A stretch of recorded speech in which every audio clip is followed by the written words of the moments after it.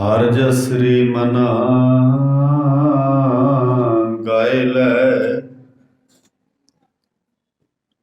ਜੋ ਸੰਗੀ ਹੈ ਤੇਰੋ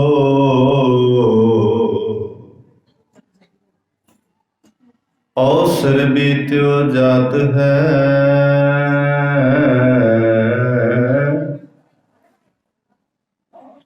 ਕਹਿਓ ਮਾਨ ਲੈ ਮੇਰੋ ਔਸਰ ਬੀਤਿਓ ਜਾਤ ਹੈ।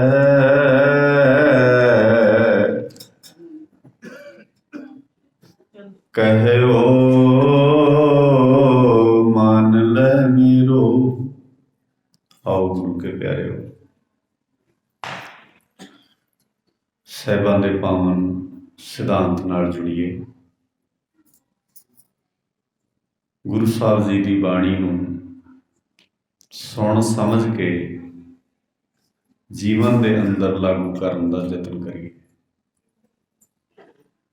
ਆਪ ਜੀ ਦੇ ਚਰਨਾਂ ਵਿੱਚ ਕੱਲ ਵੀ ਬੇਨਤੀ ਕੀਤੀ ਸੀ ਕਿ ਬਾਣੀ ਨੂੰ ਧਿਆਨ ਨਾਲ ਸੁਣਨਾ, ਸਮਝਣਾ ਤੇ ਸਮਝ ਕੇ ਉਹਨੂੰ ਜ਼ਿੰਦਗੀ 'ਚ ਲਾਗੂ ਕਰਨਾ ਸਾਡੀ ਜ਼ਿੰਦਗੀ ਦਾ ਅਹਿਮ ਮਨੋਰਥ ਹੈ। ਤੇ ਸਮਝ ਹੋ ਸਕਦਾ ਹੈ ਜਿਹੜਾ ਸਮਝਣਾ ਚਾਹੁੰਦਾ ਹੋਵੇ, ਜਿਹੜਾ ਸਮਝਣਾ ਚਾਹੁੰਦਾ ਨਾ ਹੋਵੇ ਉਹ ਸਮਝ ਨਹੀਂ ਸਕਦਾ। ਤੇ ਜੇ ਅਸੀਂ ਸਮਝਣਾ ਚਾਹੀਏ ਤੇ ਐਸਾ ਕੁਝ ਵੀ ਨਹੀਂ ਹੈ ਜੋ ਸਾਡੀ ਸਮਝ ਵਿੱਚ ਨਾ ਆਵੇ। ਜਦੋਂ ਅਸੀਂ ਕਹਿੰਦੇ ਹਾਂ ਨਾ ਸਾਡੀ ਸਮਝ ਵਿੱਚ ਨਹੀਂ ਆਉਂਦਾ, ਤਾਂ ਉਹਦਾ ਮਤਲਬ ਇਹ ਹੁੰਦਾ ਹੈ ਵੀ ਕਿਤੇ ਨਾ ਕਿਤੇ ਅਸੀਂ ਗੱਲ ਨੂੰ ਸਮਝਣਾ ਚਾਹੁੰਦੇ ਨਹੀਂ।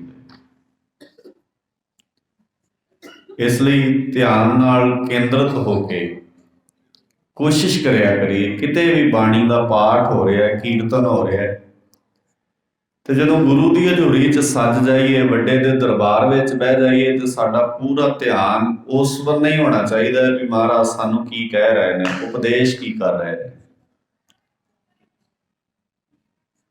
ਔਰ ਅਸਲ ਵਿੱਚ ਉਸ ਬੰਨੇ ਧਿਆਨ ਦੇਣਾ ਹੀ ਸੁਣਨਾ, ਸਮਝਣਾ, ਜਾਣਨਾ ਹੈ। ਬਹੁਤ ਪਿਆਰੇ ਬੋਲ ਨੇ ਗੁਰੂ ਗ੍ਰੰਥ ਸਾਹਿਬ ਜੀ ਦੇ, ਤੁਹਾਨੂੰ ਯਾਦ ਨੇ ਸਾਰਿਆਂ ਨੂੰ। ਤੁਸੀਂ ਸਾਰੇ ਹੀ ਉਹ ਸ਼ਬਦ ਪੜ੍ਹਦੇ ਰਹਿੰਦੇ ਹੋ। ਹੋਵੇ ਸਿਫਤ ਖਸਮ ਦੀ,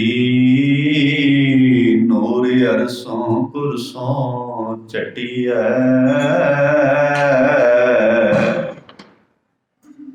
ਕੀ ਕਿਹਾ ਮਹਾਰਾਜ ਨੇ?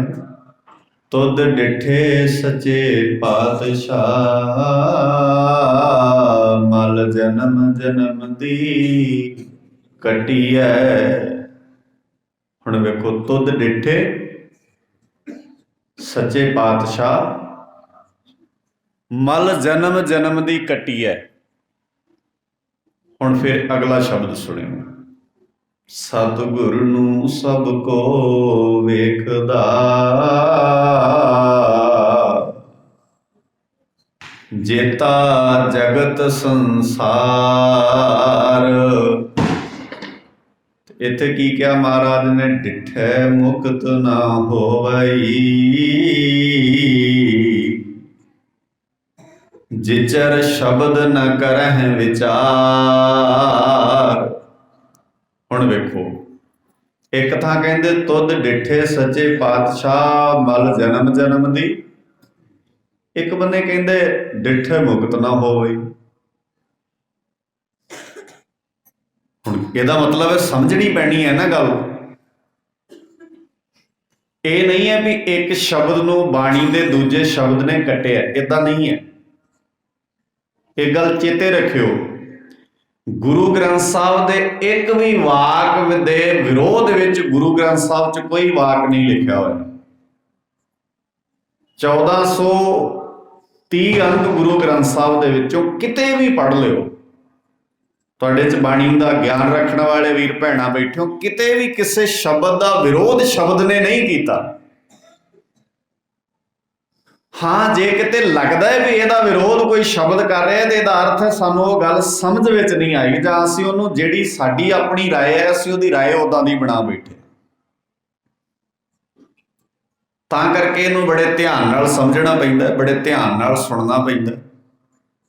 ਤੇ ਉਹ ਜਿਸ ਸੰਦਰਭ ਵਿੱਚ, ਜਿਸ ਖਿਆਲਾਤ ਵਿੱਚ ਉਹ ਬਾਣੀ ਲਿਖੀ ਗਈ ਹੈ, ਜਿਸ ਉਸ ਉੱਚੀ ਅਵਸਥਾ ਵਿੱਚ ਜਾ ਕੇ, ਜਿਹੜੇ ਸੰਦਰਭ 'ਚ ਜਾ ਕੇ ਮਹਾਰਾਜ ਨੇ ਕਿਹਾ, ਸਾਨੂੰ ਉਸੇ ਸੰਦਰਭ 'ਚ ਹੀ ਉਹਨੂੰ ਵੇਖਣਾ ਚਾਹੀਦਾ।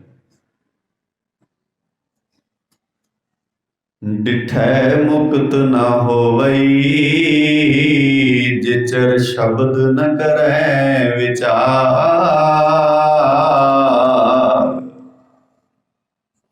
ਹਰ ਜਸ ਰੇ ਮਨਾ ਗਾਏ ਲੈ, ਜੋ ਸੰਗੀ ਹੈ ਤੇਰੋ।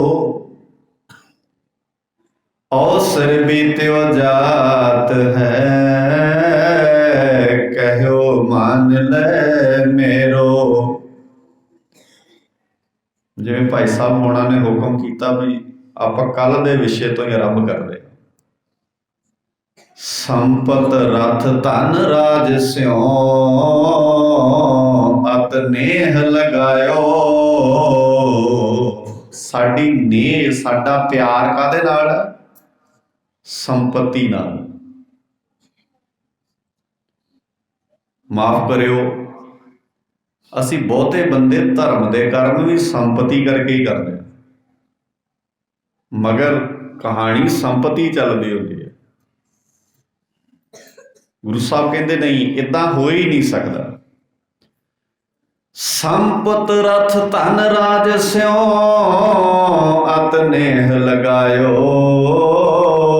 ਕਾਲ ਫਾਸ ਜਬ ਗਲ ਕਰੀ, ਸਭ ਭਇਓ ਪਰਾਇਓ। ਹੁਣ ਸੁਣਿਓ, ਜਾਨ ਬੂਝ ਕੇ ਬਾਵਰੇ। ਇਹਦਾ ਮਤਲਬ ਹੈ ਮਹਾਰਾਜ ਕਹਿੰਦੇ ਜਾਣ ਬੁੱਝ ਕੇ ਕੰਮ ਵਿਗਾੜਿਆ। ਹੁਣ ਦੱਸੋ ਭਲਾ ਬਾਣੀ ਔਖੀ ਹੈ? ਕਿੰਨੀ ਸੌਖੀ ਹੈ। ਸਿੱਧੇ ਸਿੱਧੇ ਸ਼ਬਦ ਤਾਂ ਸਮਝ ਆ ਰਹੇ ਨੇ। ਜਾਨ ਬੂਝ ਕੇ ਬਾਵਰੇ, ਤੈਂ ਕਾਜ ਬਿਗਾਰਿਓ। ਪਾਪ ਕਰਤ ਸੁਖ ਚਿਓ ਨਹੀਂ। ਸੰਗੀ ਨਹੀਂ ਆਈ ਤੈਨੂੰ ਪਾਪ ਕਰਨ ਲੱਗੇ। ਸੁਖ ਚਿਓ ਮਤਲਬ ਸੰਕੋਚ ਹੀ ਨਹੀਂ ਕੀਤਾ ਤੂੰ, ਮਾੜਾ ਮੋਟੀ ਲੱਜਾ ਆਈ ਨਹੀਂ ਤੈਨੂੰ, ਕਿਉਂਕਿ ਤੈਨੂੰ ਲੱਗਦਾ ਇਹਦੇ 'ਚ ਸੁੱਖ ਹੈ। ਪਾਪ ਕਰਤ ਸੁਖ ਚਿਓ ਨਹੀਂ, ਨਹਿ ਗਰਭ ਨਿਵਾਰਿਓ। ਮਹਾਰਾਜ ਫਿਰ ਕੀ ਕਰੀਏ? ਆ ਸੁਣਿਓ ਹੁਣ, ਜੇਹ ਬਿਦ ਗੁਰ ਉਪਦੇਸਿਆ। ਜਿਹੜਾ ਤਰੀਕਾ ਗੁਰੂ ਨੇ ਦੱਸਿਆ, ਜੇਹ ਬਿਦ, ਬਿਦ ਦਾ ਅਰਥ ਹੁੰਦਾ ਹੈ ਤਰੀਕਾ, ਵਿਧੀ, ਵਿਧੀ ਵਿਧਾਨ।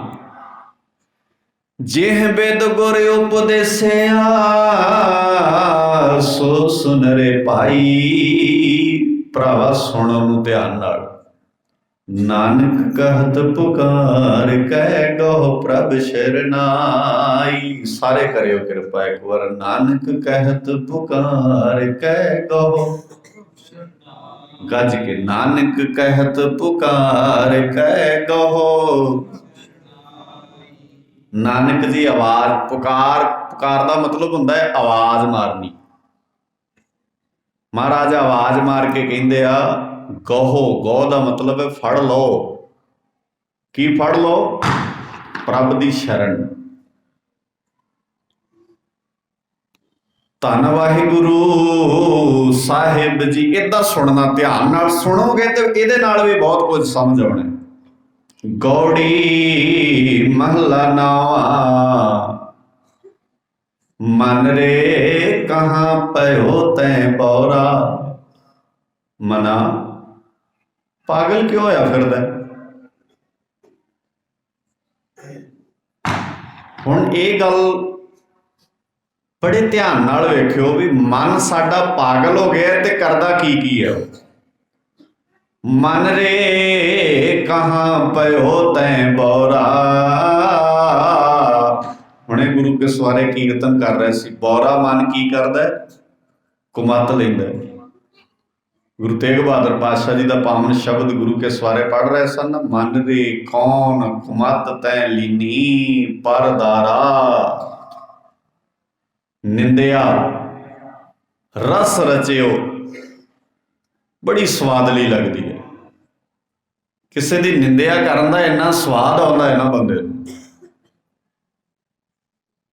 तुसी किसी भी बंदे लागे खलो के किसी की तारीफ करके वेखो, बंदा सुन नहीं सकता, पर तुसी किसी लागे खलो के किसी की निंदिया करो, कहंदा होर दस, अच्छा होर भी पता होना तेनों कोई,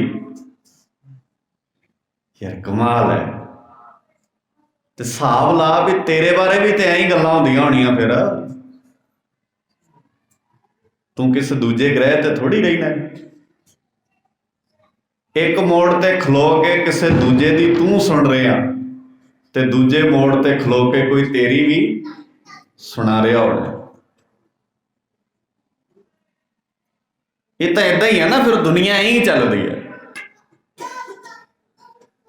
महाराज सच्चे पातशाह जी ने किड्डे प्यारे वाक ध्यान नाल सुरत नूं जोड़ के वेखोगे तो बड़ियां सौखियां गल्लां समझ आउणगियां। मन रे कौन कुमत तै लीनी, परदारा निंदिया रस रचियो।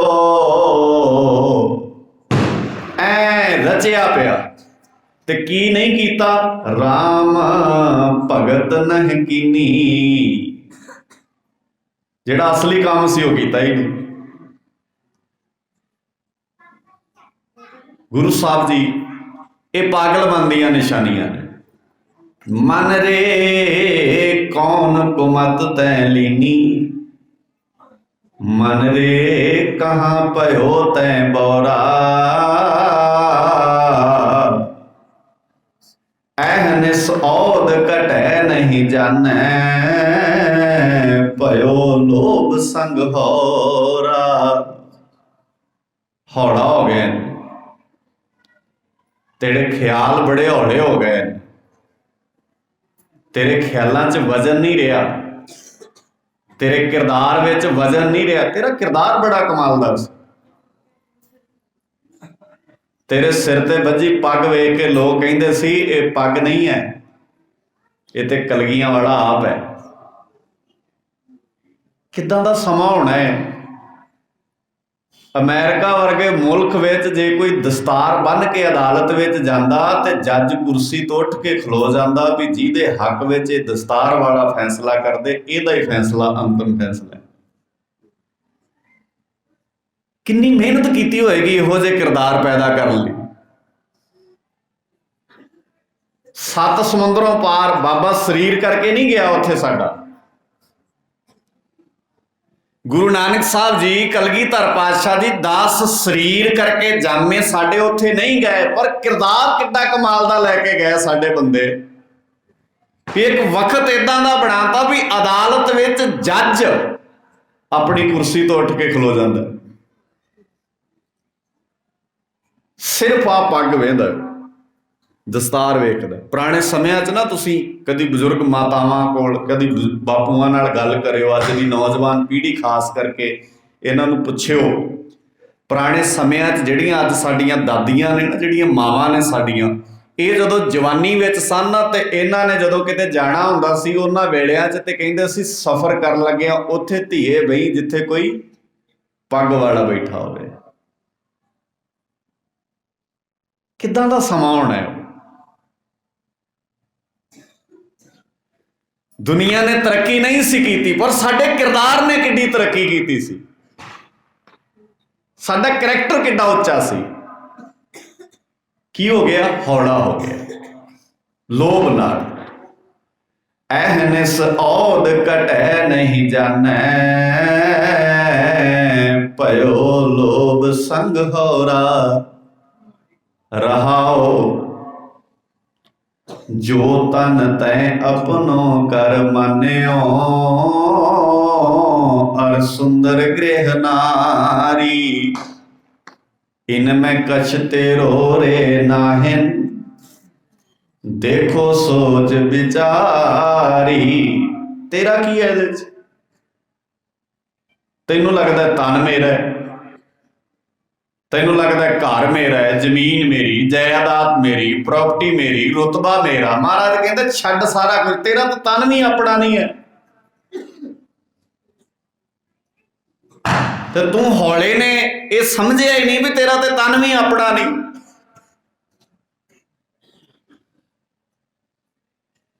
आर सुंदर गृह नारी इनमें कछते रोरे नाहिन देखो सोच विचारी। सोच के वेख, ध्यान नाल विचार के वेखो। ਆਪਾਂ ਇਹਦੀ ਵਿਆਖਿਆ ਫਿਰ ਕਰਦੇ ਆ। ਮਹਾਰਾਜ ਸੱਚੇ ਪਾਤਸ਼ਾਹ ਜੀ ਕਹਿੰਦੇ ਸੋਚ ਕੇ ਵੇਖੀ।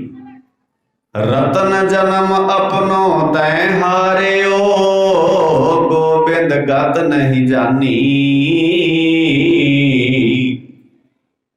ਨਿਮਖ ਨ ਲੀਨ ਪਇਓ ਚਰਨ ਸਿਓ ਬਿਰਥਾ ਔਦ ਸਿਰਾਨੀ। ਨਿਮਖ ਨ ਲੀਨ ਪਇਓ ਚਰਨਨ ਸਿਓ ਬਿਰਥਾ ਔਦ ਸਿਰਾਨੀ। ਅਖੀਰ ਤੇ ਫਿਰ ਗੁਰੂ ਤੇਗ ਬਹਾਦਰ ਪਾਤਸ਼ਾਹ ਜੀ ਕਹਿੰਦੇ ਕਹੋ ਨਾਨਕ ਸੋਈ ਨਰ ਸੁਖੀਆ। ਮਹਾਰਾਜ ਕਹਿੰਦੇ ਇਹਦਾ ਮਤਲਬ ਇਹ ਨਹੀਂ ਹੈ ਵੀ ਇੱਥੇ ਕੋਈ ਸੁਖੀ ਨਹੀਂ ਹੈ, ਹੈਗਾ। ਕਹਿੰਦੇ ਮੇਰੇ ਬੱਚੇ ਆ ਮੈਂ ਤੈਨੂੰ ਦੱਸਾਂ ਇੱਥੇ ਸੁਖੀ ਵੀ ਹੈਗਾ। ਕੌਣ ਹੈ ਸੁਖੀਆ?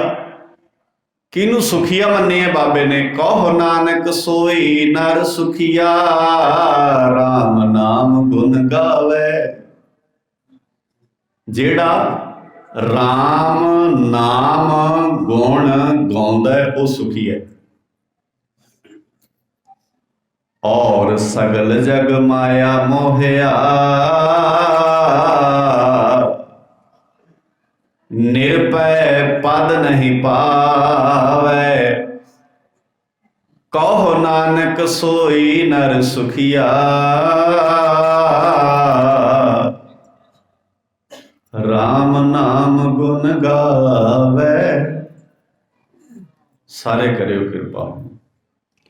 ਕਹੋ ਨਾਨਕ ਸੋਈ ਨਰ ਸੁਖੀਆ ਰਾਮ ਨਾਮ।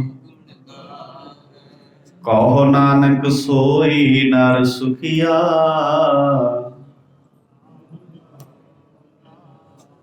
ਔਰ ਸਗਲ ਜਗ ਮਾਇਆ ਮੋਹਿਆ ਨਿਰਭੈ ਪਦ ਨਹੀਂ। ਗੱਜ ਕੇ ਫਿਰ ਇੱਕ ਵਾਰ। ਔਰ ਸਗਲ ਜਗ ਮਾਇਆ ਮੋਹਿਆ ਨਿਰਭੈ ਪਦ ਨਹੀਂ ਪਾਵੈ। ਦੀਨ ਦੁਨੀ ਦੇ ਮਾਲਕ ਹਲਤ ਪਲਤ ਸਵਾਰ ਦੇਣ ਹਾਰ ਸਾਹਿਬ ਸੱਚੇ ਪਾਤਸ਼ਾਹ ਜੀ ਦੇ ਪਾਵਨ ਗੋਦ ਦੇ ਉਸ ਪਿਆਰੇ ਆਨੰਦ ਨੂੰ ਮਾਣ ਰਹੇ ਗੁਰੂ ਕੇ ਪਿਆਰ ਵਾਲਿਓ, ਸਾਹਿਬ ਸੱਚੇ ਪਾਤਸ਼ਾਹ ਜੀ ਦੀ ਰਹਿਮਤ ਹੋਈ ਹੈ। ਅੱਜ 8ਵੇਂ ਦੀਵਾਨ ਦੀਆਂ ਆਪਾਂ ਸਾਰੇ ਰਲ ਮਿਲ ਕੇ ਹਾਜ਼ਰੀਆਂ ਭਰ ਰਹੇ ਹਾਂ। ਮੇਰੇ ਤੋਂ ਪਹਿਲਾਂ ਸਤਿਕਾਰਯੋਗ ਭਾਈ ਸਾਹਿਬ ਜੀ ਤਿਨਾਂ ਨੇ ਗੁਰਬਾਣੀ ਦੇ ਰਸ ਨੂੰ ਕੀਰਤਨ ਰੂਪ ਵਿੱਚ ਆਪ ਜੀ ਦੇ ਸਨਮੁਖ ਗਾਇਨ ਕੀਤਾ। ਸਮਾਂ ਹੈ ਵਿਚਾਰ ਦਾ। ਵਿਚਾਰ ਆਰੰਭਣ ਤੋਂ ਪਹਿਲਾਂ ਗੁਰੂ ਬਖਸ਼ਿਸ਼ ਦੁਹਰਾ ਲਈਏ। ਕੋਈ ਵੀ ਰਸਨਾ ਫਤਿਹ ਤੋਂ ਵਾਂਝੀ ਨਾ ਰਹੇ। ਗੱਜ ਕੇ ਆਖੋ ਵਾਹਿਗੁਰੂ ਜੀ ਕਾ ਖਾਲਸਾ ਵਾਹਿਗੁਰੂ ਜੀ ਕੀ ਫਤਿਹ। ਗੁਰੂ ਤੇਗ ਬਹਾਦਰ ਪਾਤਸ਼ਾਹ ਜੀ ਦਾ ਪਾਵਨ ਸ਼ਬਦ ਆਪਾਂ ਸਾਰਿਆਂ ਨੇ ਰਲ ਮਿਲ ਕੇ ਗਾਇਨ ਕੀਤਾ, ਜੋ ਕਿ ਗੌੜੀ ਰਾਗ ਦੇ ਅੰਦਰ ਸਾਹਿਬ ਸ੍ਰੀ ਗੁਰੂ ਗ੍ਰੰਥ ਸਾਹਿਬ ਪਾਤਸ਼ਾਹ ਜੀ ਦੇ ਪਾਵਨ ਅੰਕ 220 ਉੱਪਰ ਸੁਭਾਇਮਾਨ ਹੈ। ਫਿਰ ਦੁਹਰਾ ਦਿਆਂ, ਗੌੜੀ ਰਾਗ 220 ਅੰਕ ਹੈ। ਜੇ ਤੁਹਾਡਾ ਦਿਲ ਕਰੇ ਇਸ ਸ਼ਬਦ ਦੇ ਦਰਸ਼ਨ ਕਰਨ ਦਾ, ਤੇ ਜਿਨ੍ਹਾਂ ਦੇ ਘਰਾਂ ਵਿੱਚ ਸੈਂਚੀਆਂ ਨੇ ਉਹ ਘਰ ਜਾ ਕੇ 220 ਅੰਕ ਪ੍ਰਕਾਸ਼ ਕਰ ਰਹੇ ਹੋ। ਤੇ ਜੇ ਘਰ ਸੈਂਚੀ ਨਹੀਂ ਤੇ ਗੁਰੂ ਦੀ ਗੋਦ ਵਿੱਚ ਬਹਿ ਕੇ ਇਸ ਪਾਵਨ ਸ਼ਬਦ ਦੇ ਦੀਦਾਰ ਤੁਸੀਂ ਕਰ ਸਕਦੇ ਹੋ। ਵੈਸੇ ਨਾ ਅਸੀਂ ਬਹੁਤ ਬਦਕਿਸਮਤ ਲੋਕ ਹਾਂ। ਅਸੀਂ ਗੁਰਦੁਆਰੇ ਦਰਸ਼ਨ ਕਰਨ ਗੁਰੂ ਦੇ ਰੋਜ਼ ਆਉਂਦੇ ਹਾਂ, ਪਰ ਬਹੁਤ ਬੰਦੇ ਐਸੇ ਨੇ ਜਿਨ੍ਹਾਂ ਦੀ ਸਾਰੀ ਸਾਰੀ ਉਮਰ ਲੰਘ ਗਈ ਹੈ, ਜੇ ਗੁਰੂ ਦੇ ਦਰਸ਼ਨ ਉਹਨਾਂ ਕੀਤੇ ਹੀ ਨਹੀਂ ਹਨ। ਆਉਂਦੇ ਦਰਸ਼ਨ ਕਰ ਹੀ ਨਹੀਂ ਨੇ ਸਾਰੇ। ਤੁਸੀਂ ਕਿਸੇ ਨੂੰ ਪੁੱਛੋ ਕਿੱਥੇ ਚੱਲੇ ਹੋ? ਮਹਾਰਾਜ ਜੀ ਦੇ ਦਰਸ਼ਨ ਕਰਨ ਚੱਲੇ, ਤੇ ਵੇਖ ਕੇ ਮੁੜ ਜਾਂਦੇ ਨੇ ਬਾਹਰੋਂ ਹੀ ਵਿਚਾਰੇ। ਮਹਾਰਾਜ ਦੇ ਤੇ ਦਰਸ਼ਨ ਹੀ ਨਹੀਂ ਕਰਦੇ, ਮੱਥਾ ਟੇਕ ਕੇ ਹੀ ਮੁੜ ਜਾਂਦੇ ਨੇ ਨਾ। ਦਰਸ਼ਨ ਤਾਂ ਹੁੰਦੇ ਹੀ ਨਹੀਂ ਸਾਨੂੰ। गुरु साहब जी के दर्शन करने का मतलब है, हुण चेते रखियो, मैं एक पहला गल तुहाडे चरनां 'च सांझी कीती सी भी डिठे मुखत न होवे जिचर शब्द न करे विचार। एक शब्द आपां पढ़िया सी भी तुद डिठे सच्चे पातशाह मल जन्म जन्म दी। हुण ऐ लगदा है जिवें एक थां महाराज कहंदे ने वेखण नाल मुक्ति हो जाती है, एक थां ते कहंदे वेखण नाल हुंदा ही कुछ नहीं है। इदां ही लगदा, पर नहीं, इदां नहीं है, बिल्कुल इदां नहीं है। सारे गुरु ग्रंथ साहब दे विच याद रखण वाली गल है। तां इस गुरु ग्रंथ साहब जी दी बाणी नूं अपने ध्यान विच लिआओ। जदों भारत मुल्क गुलाम होया ना, तुसीं इतिहास दे पन्ने फरोलोगे ना जदों, ते भारत दे विच सब तो घट समां जे कुछ गुलाम होया ते वो पंजाब होया। पंजाब घट समां गुलाम रहा। 1847 विच भारत दे बहुत हिस्से ते अंग्रेज हुकूमत ने, ब्रिटिश ने कब्जा कर लिया। पर 1849 तक, 1839 विच शेरे पंजाब महाराजा रणजीत सिंह जी अखां मीटदे ने। जे महाराजा रणजीत सिंह जीवदा रह जांदा ना, ते किसी की जरूरत नहीं सी पंजाब नूं गुलाम बना जांदा, भावें ताकत जिड्डी वड्डी लई फिरदे। ये नहीं भी महाराजा रणजीत सिंह तो बाद कोई सी नहीं सी ऐसा भी जिहड़ा पंजाब नूं आजाद रख सकदा। सन ऐसे बहुत। तुसीं कंवर नौ निहाल सिंह का इतिहास पढ़ोगे तो हैरान हो जाओगे। कंवर नौ निहाल सिंह महाराजा रणजीत सिंह तो भी 4 रतियां अगे का योधा सी। बहुत कमाल का जरनैल सी। शेरे पंजाब महाराजा रणजीत सिंह की फौज के 3 महान जरनैल जिन्हों का नाम इतिहास ने बहुत प्रचलित किया है, हरी सिंह नलूआ, श्याम सिंह अटारी और अकाली फूला सिंह। एक जरनैल साड़ियां अखां तो ओले रह गया, उसका नाम है जरनैल जोरावर सिंह। तिब्बतियां नूं पुछ के वेखियो जरनैल जोरावर कौन है। तिब्बत के इलाके विच मावां सुखना सुखदियां ने साडे घर जोरावर वर्गा योधा पैदा हो। अज भी उन्हां घरां विच जरनैल जोरावर सिंह का नाम लिया जाता। सानू नहीं पता, क्योंकि साडियां अखां दे मूहरे सारा कुछ बदल बदल के लियांदा अगलियां ने। साडे असली नायक गवाते, साडे असली हीरो गवाते, सानू नकली जे हीरोआं नाल जोड़ लिया। असी सारा कुछ साडा चेंज करता उन्होंने। साडे असली हीरो जिहड़े असली नायक ने मेरी कौम दे, वो सानू चेते भुला दिते गए। खैर, महाराजा रणजीत सिंह जे अखां ना मीटदा ते हालात कुछ होर होने सन। महाराजा रणजीत सिंह ने अखां मीटियां डोगरियां दी खिच धू ने, क्योंकि डोगरे सी असल विच महाराजा रणजीत सिंह दे नहीं, वो तो लागे होण दा नाटक ही करदे सन। महाराजा रणजीत सिंह का राज गया 7.5 साल की उम्र सी। शेरे पंजाब महाराजा रणजीत सिंह के सब तो छोटे पुत्र दलीप सिंह दी, जिन्हों राज गद्दी ते बिठाया गया, तो उन्होंने बिठाउण का मतलब एको ही सी भी इहनूं गद्दी ते बिठा लो तो मर्जी असी अपनी करांगे। खैर, लंबी चौड़ी गत है। महाराजा रणजीत सिंह जदों इस दुनिया तो रुखसत हो जाता है तो सिख नियासरे जे फील करते हैं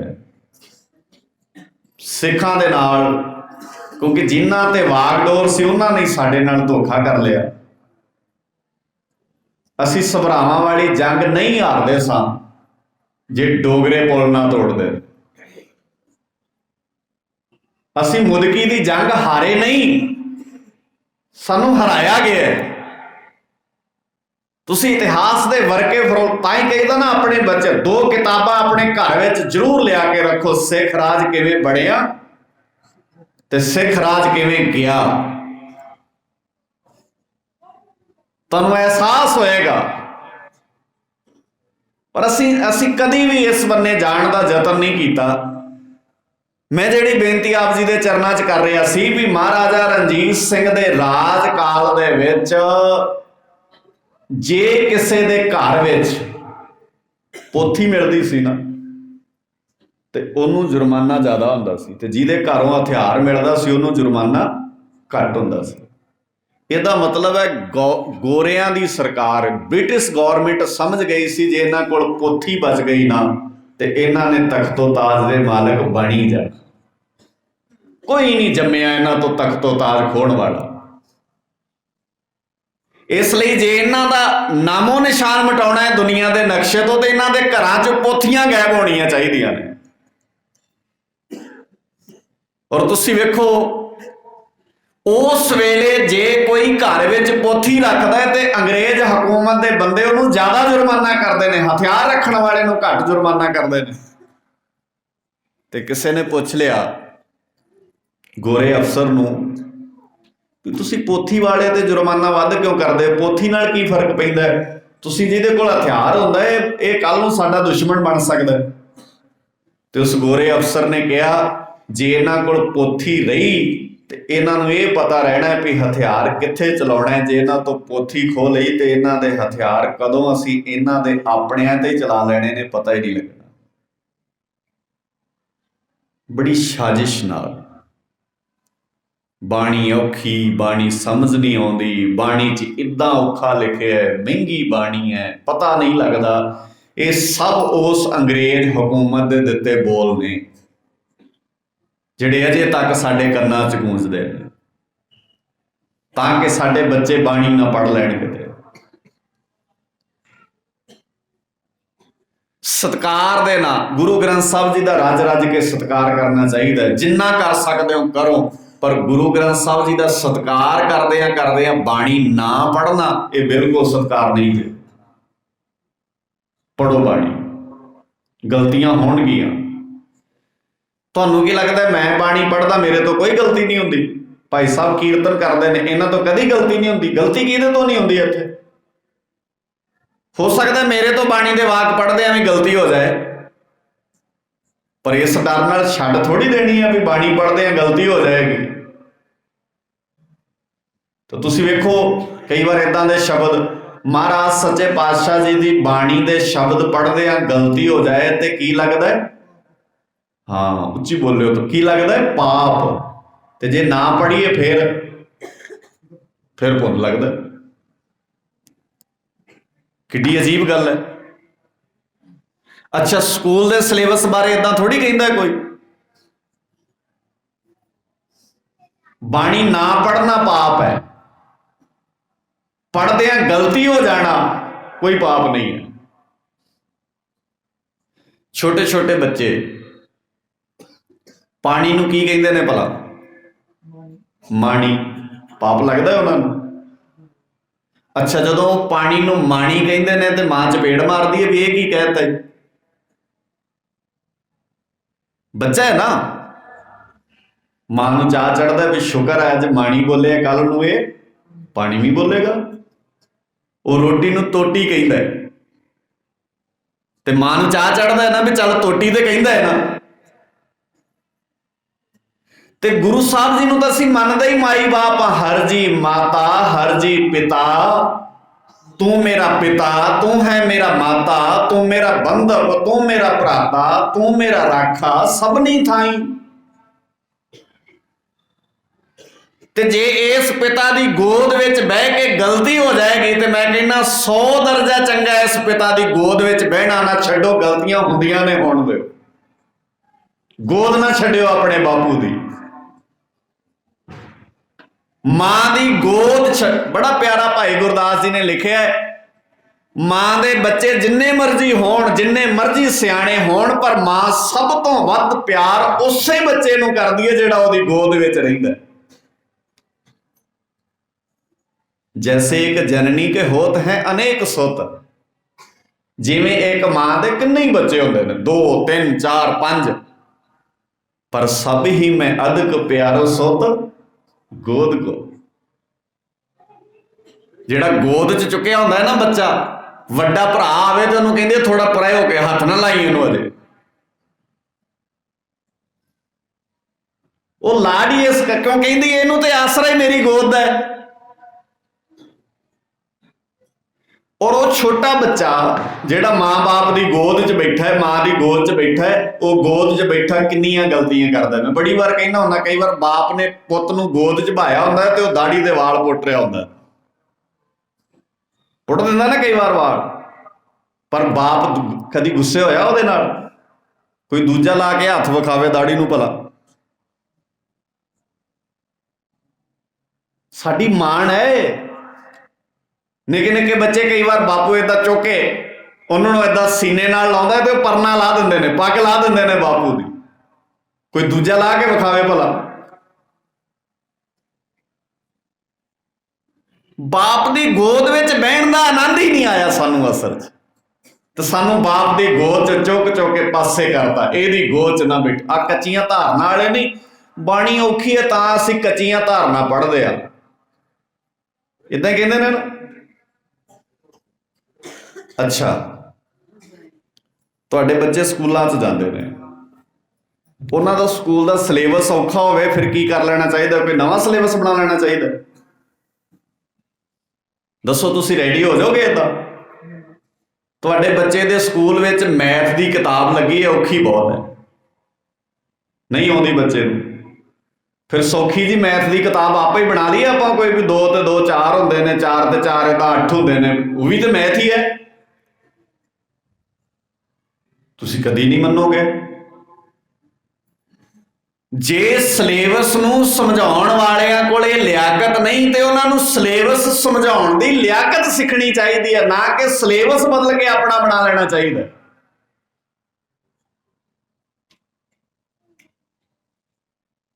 ਔਰ ਜੇ ਆਪਣਾ ਹੀ ਬਣਾਉਣਾ ਹੈ ਤਾਂ ਹੀ ਅਸਲ 'ਚ ਸਾਨੂੰ ਸਾਰੀਆਂ ਗੱਲਾਂ ਸਮਝ ਨਹੀਂ ਨਾ ਆਈਆਂ। ਔਰ ਸ਼ੇਰੇ ਪੰਜਾਬ ਮਹਾਰਾਜਾ ਰਣਜੀਤ ਸਿੰਘ ਦੇ ਜਾਣ ਤੋਂ ਬਾਅਦ ਪੂਰਨ ਤੌਰ ਤੇ ਗੁਰੂ ਗ੍ਰੰਥ ਸਾਹਿਬ ਪਾਤਸ਼ਾਹ ਜੀ ਦੀ ਬਾਣੀ ਦੇ ਸ਼ਬਦਾਂ ਤੇ ਪਾਬੰਦੀਆਂ ਲੱਗ ਗਈਆਂ। ਬੜੀ ਵਾਰ ਲੱਗੀਆਂ ਨੇ, ਵੈਸੇ ਤਾਂ ਤੁਹਾਨੂੰ ਯਾਦ ਹੋਣਾ ਹੈ ਪੰਜਾਬ ਦੇ ਵਿੱਚ ਗੁੜ ਕਹਿਣ ਤੇ ਵੀ ਪਾਬੰਦੀ ਲੱਗ ਗਈ ਸੀ ਇੱਕ ਵਾਰ। ਤੁਸੀਂ ਆਮ ਪਿੰਡਾਂ 'ਚ ਸੁਣਿਆ ਹੋਣਾ, ਗੁੜ ਨਹੀਂ ਰੋੜੀ ਕਹਿੰਦੇ ਸਨ। ਰੋੜੀ ਕਿਉਂ ਭਲਾ? ਲਖਪਤ ਰਾਏ ਕਹਿੰਦਾ ਸੀ ਜਦੋਂ ਇਹ ਗੁੜ ਕਹਿੰਦੇ ਨੇ ਇਹਨਾਂ ਨੂੰ ਗੁਰੂ ਚੇਤੇ ਆ ਜਾਂਦਾ, ਇਸ ਕਰਕੇ ਇਹਨਾਂ ਤੇ ਐਲਾਨ ਕਰੋ ਵੀ ਇਹ ਗੁੜ ਵੀ ਨਹੀਂ ਕਹਿਣ ਦੇਣਾ ਇਹਨਾਂ ਨੂੰ। ਤੁਸੀਂ ਅੰਦਾਜ਼ਾ ਲਾਓ ਵੀ ਗੁਰੂ ਸ਼ਬਦ ਕਹਿਣ ਨਾਲ ਕਿੰਨੀ ਕੁ ਬਰਕਤ ਆਉਂਦੀ ਹੋਣੀ ਹੈ। ਤੇ ਅਗਲਿਆਂ ਨੇ ਬਾਣੀ ਪੜ੍ਹਨੋਂ ਢਾ ਲਿਆ ਸਾਨੂੰ। ਬਾਣੀ ਦਾ ਯਾਦ ਕਰਨਾ, ਬਾਣੀ ਨੂੰ ਚਿਤਵਣਾ, ਬਾਣੀ ਨੂੰ ਸੁਰਤ ਵਿੱਚ ਲਿਆਉਣਾ ਤੇ ਜਾਣਾ ਹੀ ਜਾਣਾ ਸੀ ਸਾਡੇ ਕੋਲ। ਇਸ ਕਰਕੇ ਵਾਪਸ ਆ ਜਾਈਏ। ਮੈਂ ਕੱਲ ਵੀ ਆਪ ਜੀ ਦੇ ਚਰਨਾਂ 'ਚ ਬੇਨਤੀ ਕੀਤੀ ਸੀ ਵੀ ਸੁੱਖ ਲੈਣਾ ਇਹਨਾਂ 'ਚ ਜ਼ਿੰਦਗੀ ਦਾ ਤੇ ਗੁਰੂ ਗ੍ਰੰਥ ਸਾਹਿਬ ਪਾਤਸ਼ਾਹ ਜੀ ਦੀ ਗੋਦ ਵਿੱਚ ਬਹਿਣਾ ਸਿੱਖੋ, ਔਰ ਸੁੱਖ ਲੈਣਾ ਸਿੱਖੀਏ। ਹਾਲਾਤ ਜਿੱਦਾਂ ਦੇ ਮਰਜ਼ੀ ਹੋਣਗੇ, ਤੁਸੀਂ ਚੜ੍ਹਦੀ ਕਲਾ 'ਚ ਰਹੋਗੇ ਜੇ ਗੁਰੂ ਗ੍ਰੰਥ ਸਾਹਿਬ ਜੀ ਨੂੰ ਆਈਡੀਅਲ ਮੰਨੋਗੇ। ਕੱਲ ਵੀ ਸਮਾਪਤੀ ਤੋਂ ਬਾਅਦ ਇੱਕ ਦੋ ਭੈਣਾਂ ਨੇ ਮੈਨੂੰ ਸਵਾਲ ਬਾਹਰ ਜਾ ਕੇ ਵੀ ਕੀਤੇ ਸੀ ਵੀ ਤੁਸੀਂ ਕਹਿੰਦੇ ਹੋ ਸੁੱਖ ਦੀ ਪਰਿਭਾਸ਼ਾ ਬਦਲੀ ਹੈ, ਫਿਰ ਸੁੱਖ ਹੁੰਦਾ ਕੀ ਹੈ? ਵੈਸੇ ਚੰਗੀ ਗੱਲ ਹੈ। ਮੈਂ ਤੇ ਕਹਿੰਦਾ ਤੁਸੀਂ ਜਿੰਨਾ ਸੋਹਣਾ ਪ੍ਰਬੰਧ ਕਰਦੇ ਹੋ ਨਾ, ਬੜੀ ਚੰਗੀ ਗੱਲ ਹੈ ਵੀ ਆਪਾਂ 1-2 ਦਿਨ ਏਦਾਂ ਦੇ ਰੱਖਿਆ ਕਰੀਏ ਜਦੋਂ ਦੀਵਾਨ ਏਦਾਂ ਲੱਗਾ ਹੋਵੇ ਤੇ ਸੰਗਤ ਖੁੱਲ੍ਹ ਕੇ ਸਵਾਲ ਕਰੇ, ਜਵਾਬ ਦੇਈਏ ਆਪਾਂ। ਜਿਹਦਾ ਨਹੀਂ ਜਵਾਬ ਆਉਂਦਾ ਹੋਏਗਾ ਫਿਰ ਆਪਾਂ ਕਹਾਂਗੇ ਅਗਲੇ ਦੀਵਾਨ 'ਚ ਆਪਾਂ ਵੇਖ ਲਾਂਗੇ। ਜ਼ਰੂਰੀ ਨਹੀਂ ਹਰ ਗੱਲ ਦਾ ਜਵਾਬ ਆਉਂਦਾ ਹੋਵੇ। ਅਸੀਂ ਡਾਇਲੌਗ ਕਰੀਏ, ਇੱਕ ਦੂਜੇ ਨਾਲ ਗੱਲਬਾਤ ਕਰੀਏ। ਅਸਲ 'ਚ ਨਾ ਤੁਸੀਂ ਵੇਖੋ ਸਿੱਧਾ ਨਾਲ ਗੁਰੂ ਸਾਹਿਬ ਜੀ ਨੇ ਕੀ ਕੀਤੀ? ਗੋਸ਼ਟੀ। ਤੇ ਪਤਾ ਕੀ ਲਿਖਿਆ? ਸ਼ਬਦ ਜਿੱਤੀ ਸਿੱਧ ਮੰਡਲੀ ਕੀ ਤੋਸ ਆਪਣਾ ਪੰਥ ਨਿਰਾਲਾ। ਸ਼ਬਦ ਨਾਲ ਸਿੱਧ ਮੰਡਲੀ ਜਿੱਤ ਲਈ। ਤੇ ਜਿਹੜੇ ਸਿੱਧ ਸਨ ਨਾ, ਉਹ ਪਤਾ ਜਦੋਂ ਬਾਬੇ ਨਾਨਕ ਨੂੰ ਪਹਿਲੀ ਵਾਰ ਆਣ ਕੇ ਮਿਲੇ ਸੀ ਤੇ ਕਿਸ ਵੇਹ 'ਚ ਆਏ ਸੀ, ਉਹ ਕਿਸ ਨਜ਼ਰੀਏ 'ਚ ਆਏ ਸੀ? ਖਾਦੀ ਖੁਣਸ ਜੋਗੇਸਰਾਂ ਗੋਸ਼ਟ ਕਰਨ ਸਭੇ ਉੱਠ ਆਈ। ਗੁੱਸੇ 'ਚ, ਖੁਣਸ ਦਾ ਅਰਥ ਹੈ ਗੁੱਸਾ। ਬਾਬੇ ਆਖੇ ਭੰਗਰਨਾਥ, ਉਹਨਾਂ ਦਾ ਇੱਕ ਵੱਡਾ ਆਗੂ ਕਹਿੰਦਾ ਤੂੰ ਦੁੱਧ ਵਿੱਚ ਕੀ ਕਾਂਜੀ ਪਾਈ? ਕਿੰਨਾ ਵਧੀਆ ਸਾਡਾ ਧਰਮ ਹੈ, ਦੁੱਧ ਵਰਗਾ ਪਵਿੱਤਰ ਤੂੰ ਕਾਂਜੀ ਪਾਤੀ ਇਹਦੇ ਚ। ਪਰ ਅਖੀਰ ਉਹ ਜਿਹੜੇ ਖੁਣਸ ਖਾ ਕੇ ਗੁੱਸਾ ਖਾ ਕੇ ਆਏ ਸਨ, ਉਹ ਜਾਣ ਲੱਗੇ ਪਤਾ ਕੀ ਕਹਿ ਕੇ ਗਏ, ਧੰਨ ਨਾਨਕ ਤੇਰੀ। ਕੀ ਕਰਤਾ ਹੋਣਾ ਬਾਬੇ ਨੇ ਉੱਥੇ? ਅਸੀਂ ਤੇ ਆਪਣਿਆਂ ਨੂੰ ਹੀ ਦੱਸਣ ਚ ਫੇਲ ਹੋ ਗਏ। ਮੈਂ ਇੱਕ ਵਾਰ ਬੇਨਤੀ ਕੀਤੀ ਸੀ, ਬਾਣੀ ਚ ਸ਼ਬਦ ਆਉਂਦਾ, ਤੁਹਾਨੂੰ ਯਾਦ ਹੈ ਸਾਰਿਆਂ ਨੂੰ, ਗੁਰ ਸਤਿਗੁਰ ਕਾ ਜੋ ਸਿੱਖ ਖਾਏ ਸੋ ਭਲਕੇ, ਉਹ ਠਾਰ ਨਾਮ ਤੇ ਆਏ ਉਦਮ ਕਰੇ ਭਲਕੇ, ਪ੍ਰਭਾਤੀ ਇਸ਼ਨਾਨ ਕਰੇ ਅੰਮ੍ਰਿਤਸਰ ਨਾਵੇ। ਇਸ ਸ਼ਬਦ ਦੇ ਅਖੀਰ ਤੇ ਜਾਓਗੇ ਤੇ ਆਉਂਦਾ, ਜਨ ਨਾਨਕ ਧੂੜ ਮੰਗੇ ਤਿਸ ਗੁਰ ਸਿੱਖ ਕੀ, ਜੋ ਆਪ ਜਪੈ ਅਵਰਾ ਨਾਮ ਜਪਾਵੇ। ਅਸੀਂ ਇਹਦੇ ਅਰਥ ਪਤਾ ਕਿੱਦਾਂ ਕਰਦੇ? ਅਸੀਂ ਕਹਿੰਦੇ ਆਪ ਮਤਲਬ ਮੈਂ ਤੇ ਅਵਰ ਮਤਲਬ ਤੁਸੀਂ। ਤੇ ਮੇਰੇ ਵਰਗਾ ਬੰਦਾ ਚੌੜਾ ਹੋ ਜਾਂਦਾ ਵੀ ਵੇਖੋ ਫਿਰ ਮਹਾਰਾਜ ਨੇ ਮੇਰੇ ਚਰਨਾਂ ਦੀ ਤਾਂ ਧੂੜ ਮੰਗੀ ਹੈ। ਆਪੇ ਕਰ ਲੈ ਨਾ ਅਰਥ। ਕਥਾ ਕਰਨ ਵਾਲਾ ਕਹਿੰਦਾ ਆਪ ਜਪੈ ਅਵਰਾ ਤੁਹਾਨੂੰ ਦੱਸੇ, ਇਹਦੀ ਤੇ ਮਹਾਰਾਜ ਚਰਨਾਂ ਦੀ ਧੂੜ ਮੰਗਦੇ ਨੇ? ਨਹੀਂ, ਮੰਗਦੇ ਨੇ ਧੰਨ ਧੰਨ ਗੁਰਸਿੱਖ ਕਹੀਏ। ਬਾਣੀ ਚ ਬੜੀਆਂ ਥਾਵਾਂ ਤੇ ਲਿਖਿਆ। ਉਹ ਤੁਹਾਡੇ ਚੋਂ ਬੈਠਾ ਕੋਈ ਹੋ ਸਕਦਾ, ਕੋਈ ਭੈਣ ਹੋ ਸਕਦੀ ਹੈ, ਕੋਈ ਵੀਰ ਹੋ ਸਕਦਾ ਹੈ, ਕੋਈ ਖੇਤਾਂ 'ਚ ਕੰਮ ਕਰਨ ਵਾਲਾ ਹੋ ਸਕਦਾ ਹੈ, ਜਿਹਨਾਂ ਮਹਾਰਾਜ ਸੱਚੇ ਪਾਤਸ਼ਾਹ ਜੀ ਨੇ ਜਿਹਦੇ ਬਾਰੇ ਗੱਲਾਂ ਬਾਣੀ 'ਚ ਲਿਖੀਆਂ ਨੇ, ਕੋਈ ਸ਼ੱਕ ਨਹੀਂ। ਪਰ ਅਸਲ ਵਿੱਚ ਗੱਲ ਪਤਾ ਕੀ ਹੈ? ਆਪਾਂ ਵਾ ਨਾ ਜਿਹੜੇ ਪੰਜਾਬ ਤੇ ਪੰਜਾਬੀਅਤ ਨਾਲ ਸੰਬੰਧ ਰੱਖਦੇ, ਇਹ ਆਪਾਂ ਅਵਰ ਨਹੀਂ ਹਾਂ, ਆਪਾਂ ਆਪਣੇ ਹੀ ਹਾਂ। ਆਪਾਂ ਅਵਰ ਨਹੀਂ ਹਾਂ, ਆਪਾਂ ਤਾਂ ਆਪਣੇ ਹੀ ਹਾਂ। ਸੌਖਾ ਕਰਾਂ, ਵੇਖਿਓ ਆਪਣੇ ਪਿੰਡ 'ਚ ਨਾ ਕਈ ਵਾਰ ਦੋ ਨਾਂ ਹੁੰਦੇ ਨੇ। ਮੰਨ ਲਓ ਵੀ ਜਰਨੈਲ ਸਿੰਘ ਦੋ ਬੰਦੇ ਨੇ, ਤੇ ਕਈ ਵਾਰ ਬੰਦਾ ਕਿਤੇ ਖਲੋ ਕੇ ਗੱਲ ਕਰਦਾ ਵੀ ਉਹ ਜਰਨੈਲ ਸਿੰਘ, ਤੇ ਆਪਾਂ ਉਸੇ ਵੇਲੇ ਕਹਿੰਦੇ ਆਪਣੇ ਵਾਲਾ। ਇਹਦਾ ਮਤਲਬ ਹੈ ਦੂਜਾ ਜਰਨੈਲ ਸਿੰਘ ਦੂਜੀ ਕਿਸੇ ਪੱਤੀ 'ਚ ਪੈਂਦਾ ਹੋਣਾ, ਤੇ ਇੱਕ ਜਰਨੈਲ ਸਿੰਘ ਸਾਡੀ ਪੱਤੀ 'ਚ ਪੈਂਦਾ ਜਾਂ ਸਾਡੇ ਪਰਿਵਾਰ ਵਿੱਚ ਹੈ। ਤੇ ਅਸੀਂ ਉਸੇ ਵੇਲੇ ਫੌਰੀ ਦਿਮਾਗ, ਅੱਛਾ ਆਪਣੇ ਵਾਲਾ ਕਿ ਦੂਜਾ? ਹੁਣ ਏਦਾਂ ਮੈਨੂੰ ਦੱਸਿਓ, ਸਿੱਖ ਸਾਰੇ ਆਪਾਂ ਆਪਣੇ ਆ ਕਿ ਸਿੱਖਾਂ 'ਚ ਵੀ ਕੋਈ ਗੈਰ ਹੁੰਦਾ? ਸਿੱਖ ਤੇ ਆਪਣੇ ਹੀ ਨੇ ਸਾਰੇ। ਤੇ ਬਾਬੇ ਨਾਨਕ ਨੇ ਗੱਲ ਕਿੱਡੀ ਗਜਬ ਕਹੀ ਹੈ। ਗੁਰੂ ਰਾਮਦਾਸ ਪਾਤਸ਼ਾਹ ਜੀ ਦਾ ਬੋਲ ਹੈ। ਮਹਾਰਾਜ ਕਹਿੰਦੇ ਜਨ ਨਾਨਕ ਧੂੜ ਮੰਗੈ ਤਿਸ ਗੁਰ ਸਿੱਖ ਕੀ, ਜੋ ਆਪ ਜਪੈ।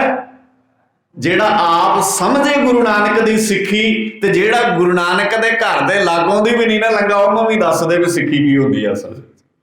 ਉਹ ਹੈ ਅਵਰ। ਹੁਣ ਤੁਸੀਂ ਕਹਿਣਾ ਏਦਾਂ ਹੋਇਆ ਵੀ ਹੋਣਾ ਹੈ ਕਦੀ? ਮੈਂ ਇਤਿਹਾਸ ਵਿੱਚੋਂ ਇੱਕ ਬੇਨਤੀ ਕਰਦਾ। ਸੁਖ ਕੀ ਹੁੰਦਾ ਹੈ? ਤਾਰਾ ਸਿੰਘ, ਤੁਸੀਂ ਨਾਮ ਸੁਣਿਆ ਹੋਣਾ, ਮਾਸਟਰ ਤਾਰਾ ਸਿੰਘ। ਟ੍ਰੇਨ ਵਿੱਚ ਸਫ਼ਰ ਕਰ ਰਹੇ ਸਨ, ਤੇ ਸਫ਼ਰ ਕਰਦਿਆਂ ਨਾ ਸ਼ਾਮਾਂ ਪੈ ਗਈਆਂ ਜਦੋਂ, ਤੇ ਸੋਦਰ ਬਾਣੀ ਦਾ ਜਾਪ ਕਰਨ ਤੋਂ ਬਾਅਦ ਨਾ ਉਹਨਾਂ ਨੇ ਗੁਰੂ ਤੇਗ ਬਹਾਦਰ ਪਾਤਸ਼ਾਹ ਜੀ ਦੇ ਪਾਵਨ ਸ਼ਲੋਕ ਪੜ੍ਹਨੇ ਸ਼ੁਰੂ ਕਰਤੇ। ਮੌਤ 'ਚ ਬੰਦਾ, ਆਪਾਂ ਤਾਂ ਪੜ੍ਹਦਾ ਹੀ ਨਹੀਂ ਆ ਵੈਸੇ। ਤੁਸੀਂ ਵੇਖੋ ਬੰਦਾ ਗਾਲ ਉੱਚੀ ਕੱਢਦਾ ਤੇ ਬਾਣੀ ਏਦਾਂ ਹੀ ਆ। ਆਪਣਾ ਲੜਨਾ ਹੋਵੇ ਤਾਂ ਪੰਜਾਂ ਬੰਦਿਆਂ ਜਿੰਨੀ ਆਵਾਜ਼ ਆਉਂਦੀ ਬੰਦੇ ਦੀ, ਬਾਣੀ ਪੜ੍ਹਨੀ ਹੋਵੇ ਫਿਰ ਨਿਕਲਦੀ ਨਹੀਂ ਆਵਾਜ਼। ਹਰ ਥਾਂ ਤੇ ਕਿਸੇ ਨਾਲ ਤਾਨੇ ਮਿਹਣੋ ਮਿਹਣੀ ਹੋਣਾ ਹੋਵੇ ਨਾ, ਫਿਰ ਬੰਦਾ ਪੂਰਾ ਤਾਣ ਵੱਖੀਆਂ ਤੋਂ ਜ਼ੋਰ ਲਾਉਂਦਾ ਵੀ ਰਹਿ ਨਾ ਜਾਏ ਗੱਲ। ਤੇ ਜਦੋਂ ਚੰਗੀ ਗੱਲ ਬਾਣੀ ਪੜ੍ਹਨੀ ਹੋਵੇ, ਚੰਗੀ ਗੱਲ ਕਰਨੀ ਹੋਵੇ, ਫਿਰ ਮਿਣ ਕਰੀ ਜਾਂਦੇ, ਪਤਾ ਹੀ ਨਹੀਂ ਲੱਗਦਾ ਵੀ ਬੋਲ ਕੀ ਰਿਹਾ ਬੰਦਾ। ਤਾਂ ਹੀ ਲਿਖਿਆ ਨਾ ਮਹਾਰਾਜ ਨੇ, ਚੰਗਿਆਈ ਹਲ ਕਰੇ ਬੁਰਿਆਈ ਹੋਵੇ। ਚੰਗੇ ਕੰਮ ਲਈ ਨਾ ਢਿੱਲਾ ਢਿੱਲਾ ਜਾ। ਤੁਸੀਂ ਮੈਂ ਬੜੀ ਵਾਰ ਕਹਿੰਦਾ ਹੁੰਦਾ, ਗੁਰਦੁਆਰੇ ਆਉਂਦਾ ਬੰਦਾ ਵੇਖੋ ਤੇ ਠੇਕੇ ਵੱਲ ਜਾਂਦਾ, ਵੇਖੋ ਸਪੀਡ ਵੇਖਿਓ ਤੁਸੀਂ,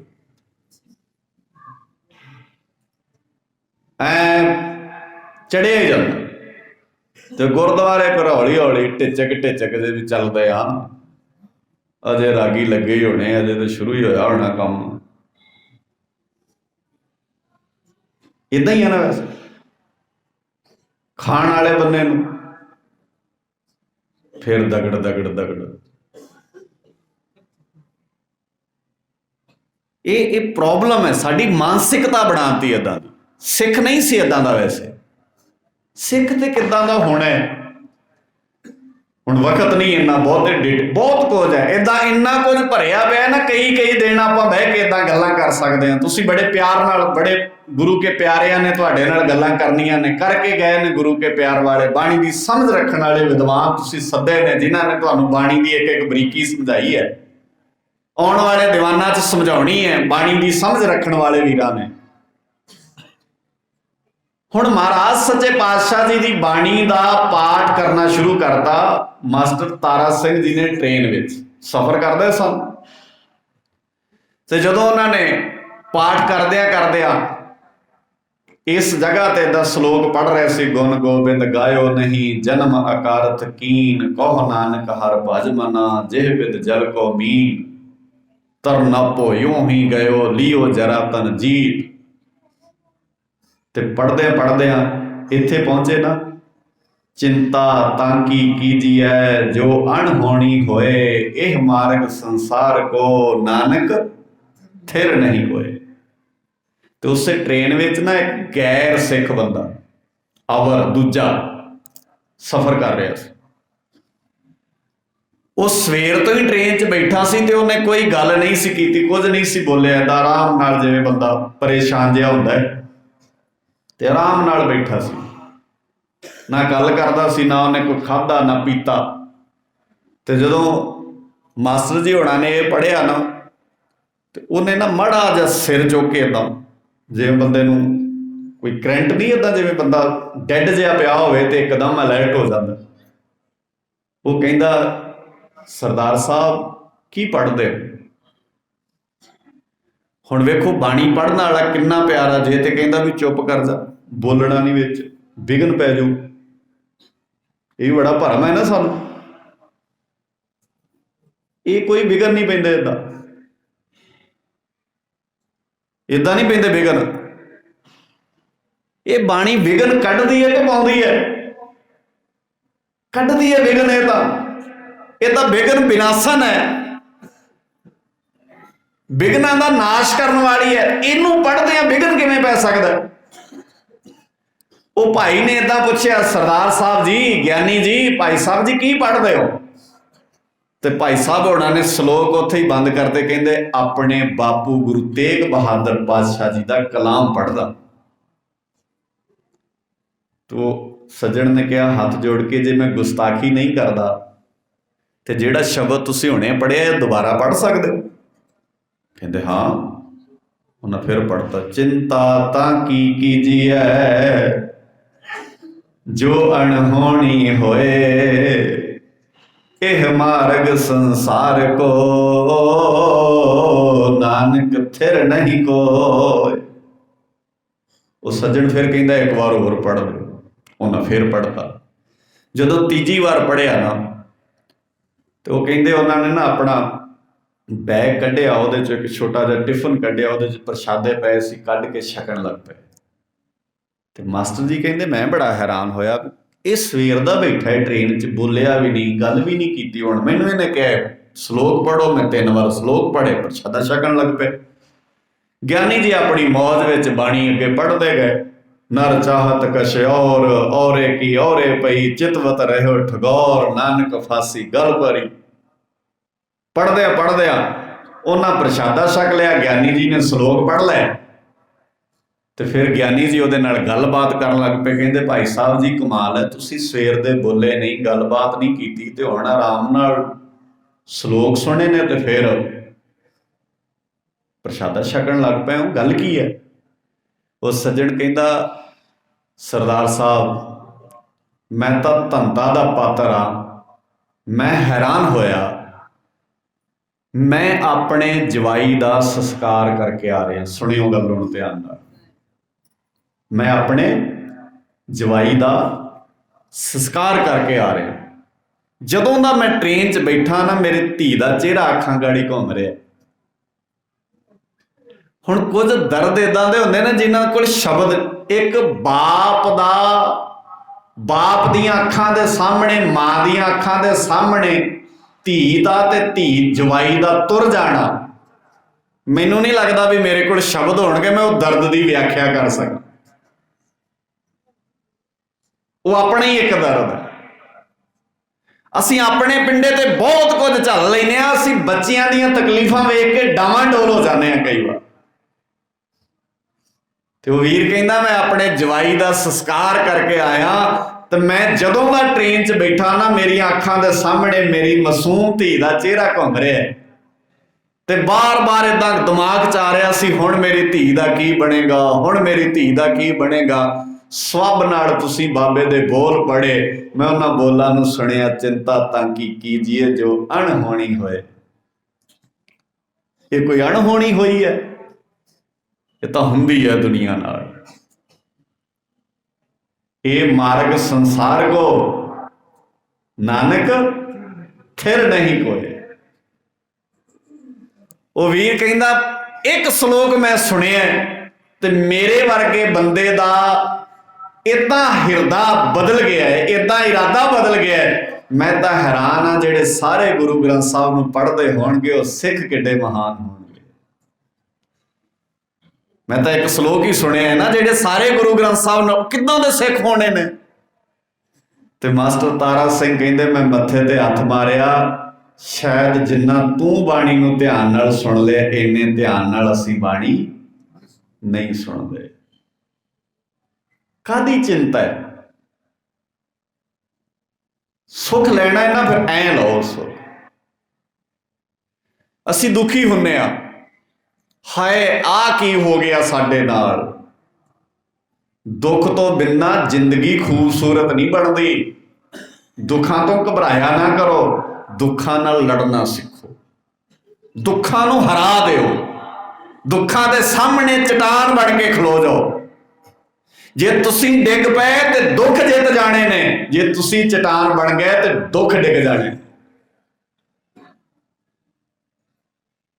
ਮਨ ਨੂੰ ਤਗੜਾ ਕਰਕੇ ਰੱਖੋ। ਸਿਖਾਇਆ ਸਾਡੇ ਬਾਬੇ ਨੇ ਬਾਣੀ ਦੇ ਰਾਹੀਂ, ਮਨ ਨਾ ਡਿਗੇ ਤਨ ਕਾਹੇ ਕੋ ਡਰਾਏ।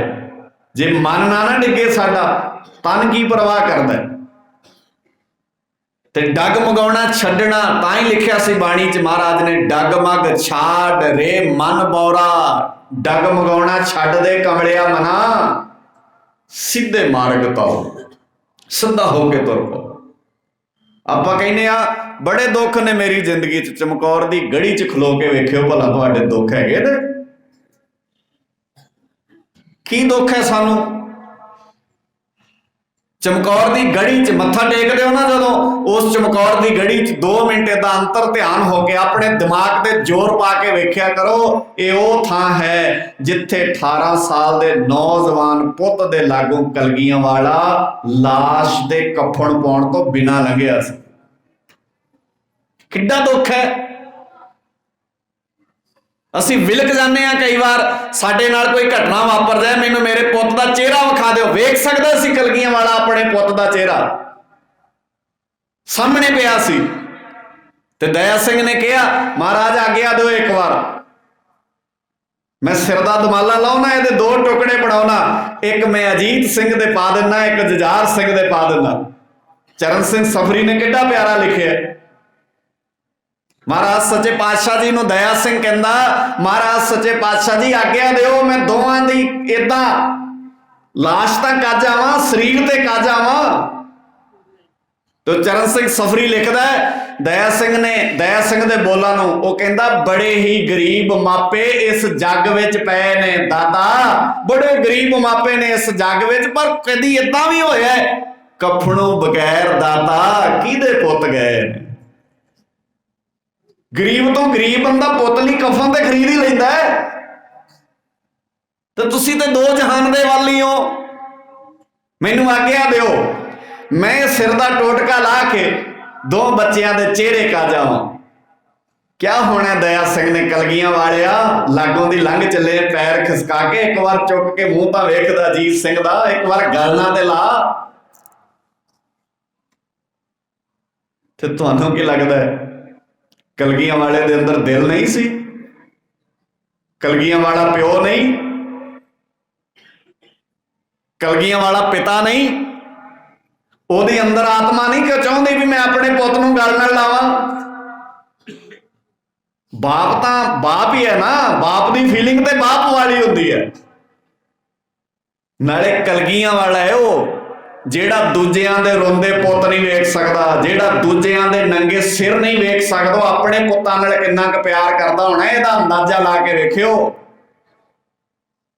ਅਸੀਂ ਤੇ ਕਈ ਵਾਰ ਐਂ ਸੋਚਦੇ ਹਾਂ ਵੀ ਨਹੀਂ, ਕਲਗੀਆਂ ਵਾਲੇ ਨੂੰ ਸ਼ਾਇਦ ਦਇਆ ਹੀ ਨਹੀਂ ਆਉਂਦੀ ਹੋਣੀ, ਕਲਗੀਆਂ ਵਾਲੇ ਨੂੰ ਸ਼ਾਇਦ ਪਿਆਰ ਨਹੀਂ, ਕਲਗੀਆਂ ਵਾਲੇ ਵਰਗਾ ਪਿਓ ਦੁਨੀਆ ਤੇ ਕੋਈ ਪੈਦਾ ਨਹੀਂ ਹੋਣਾ।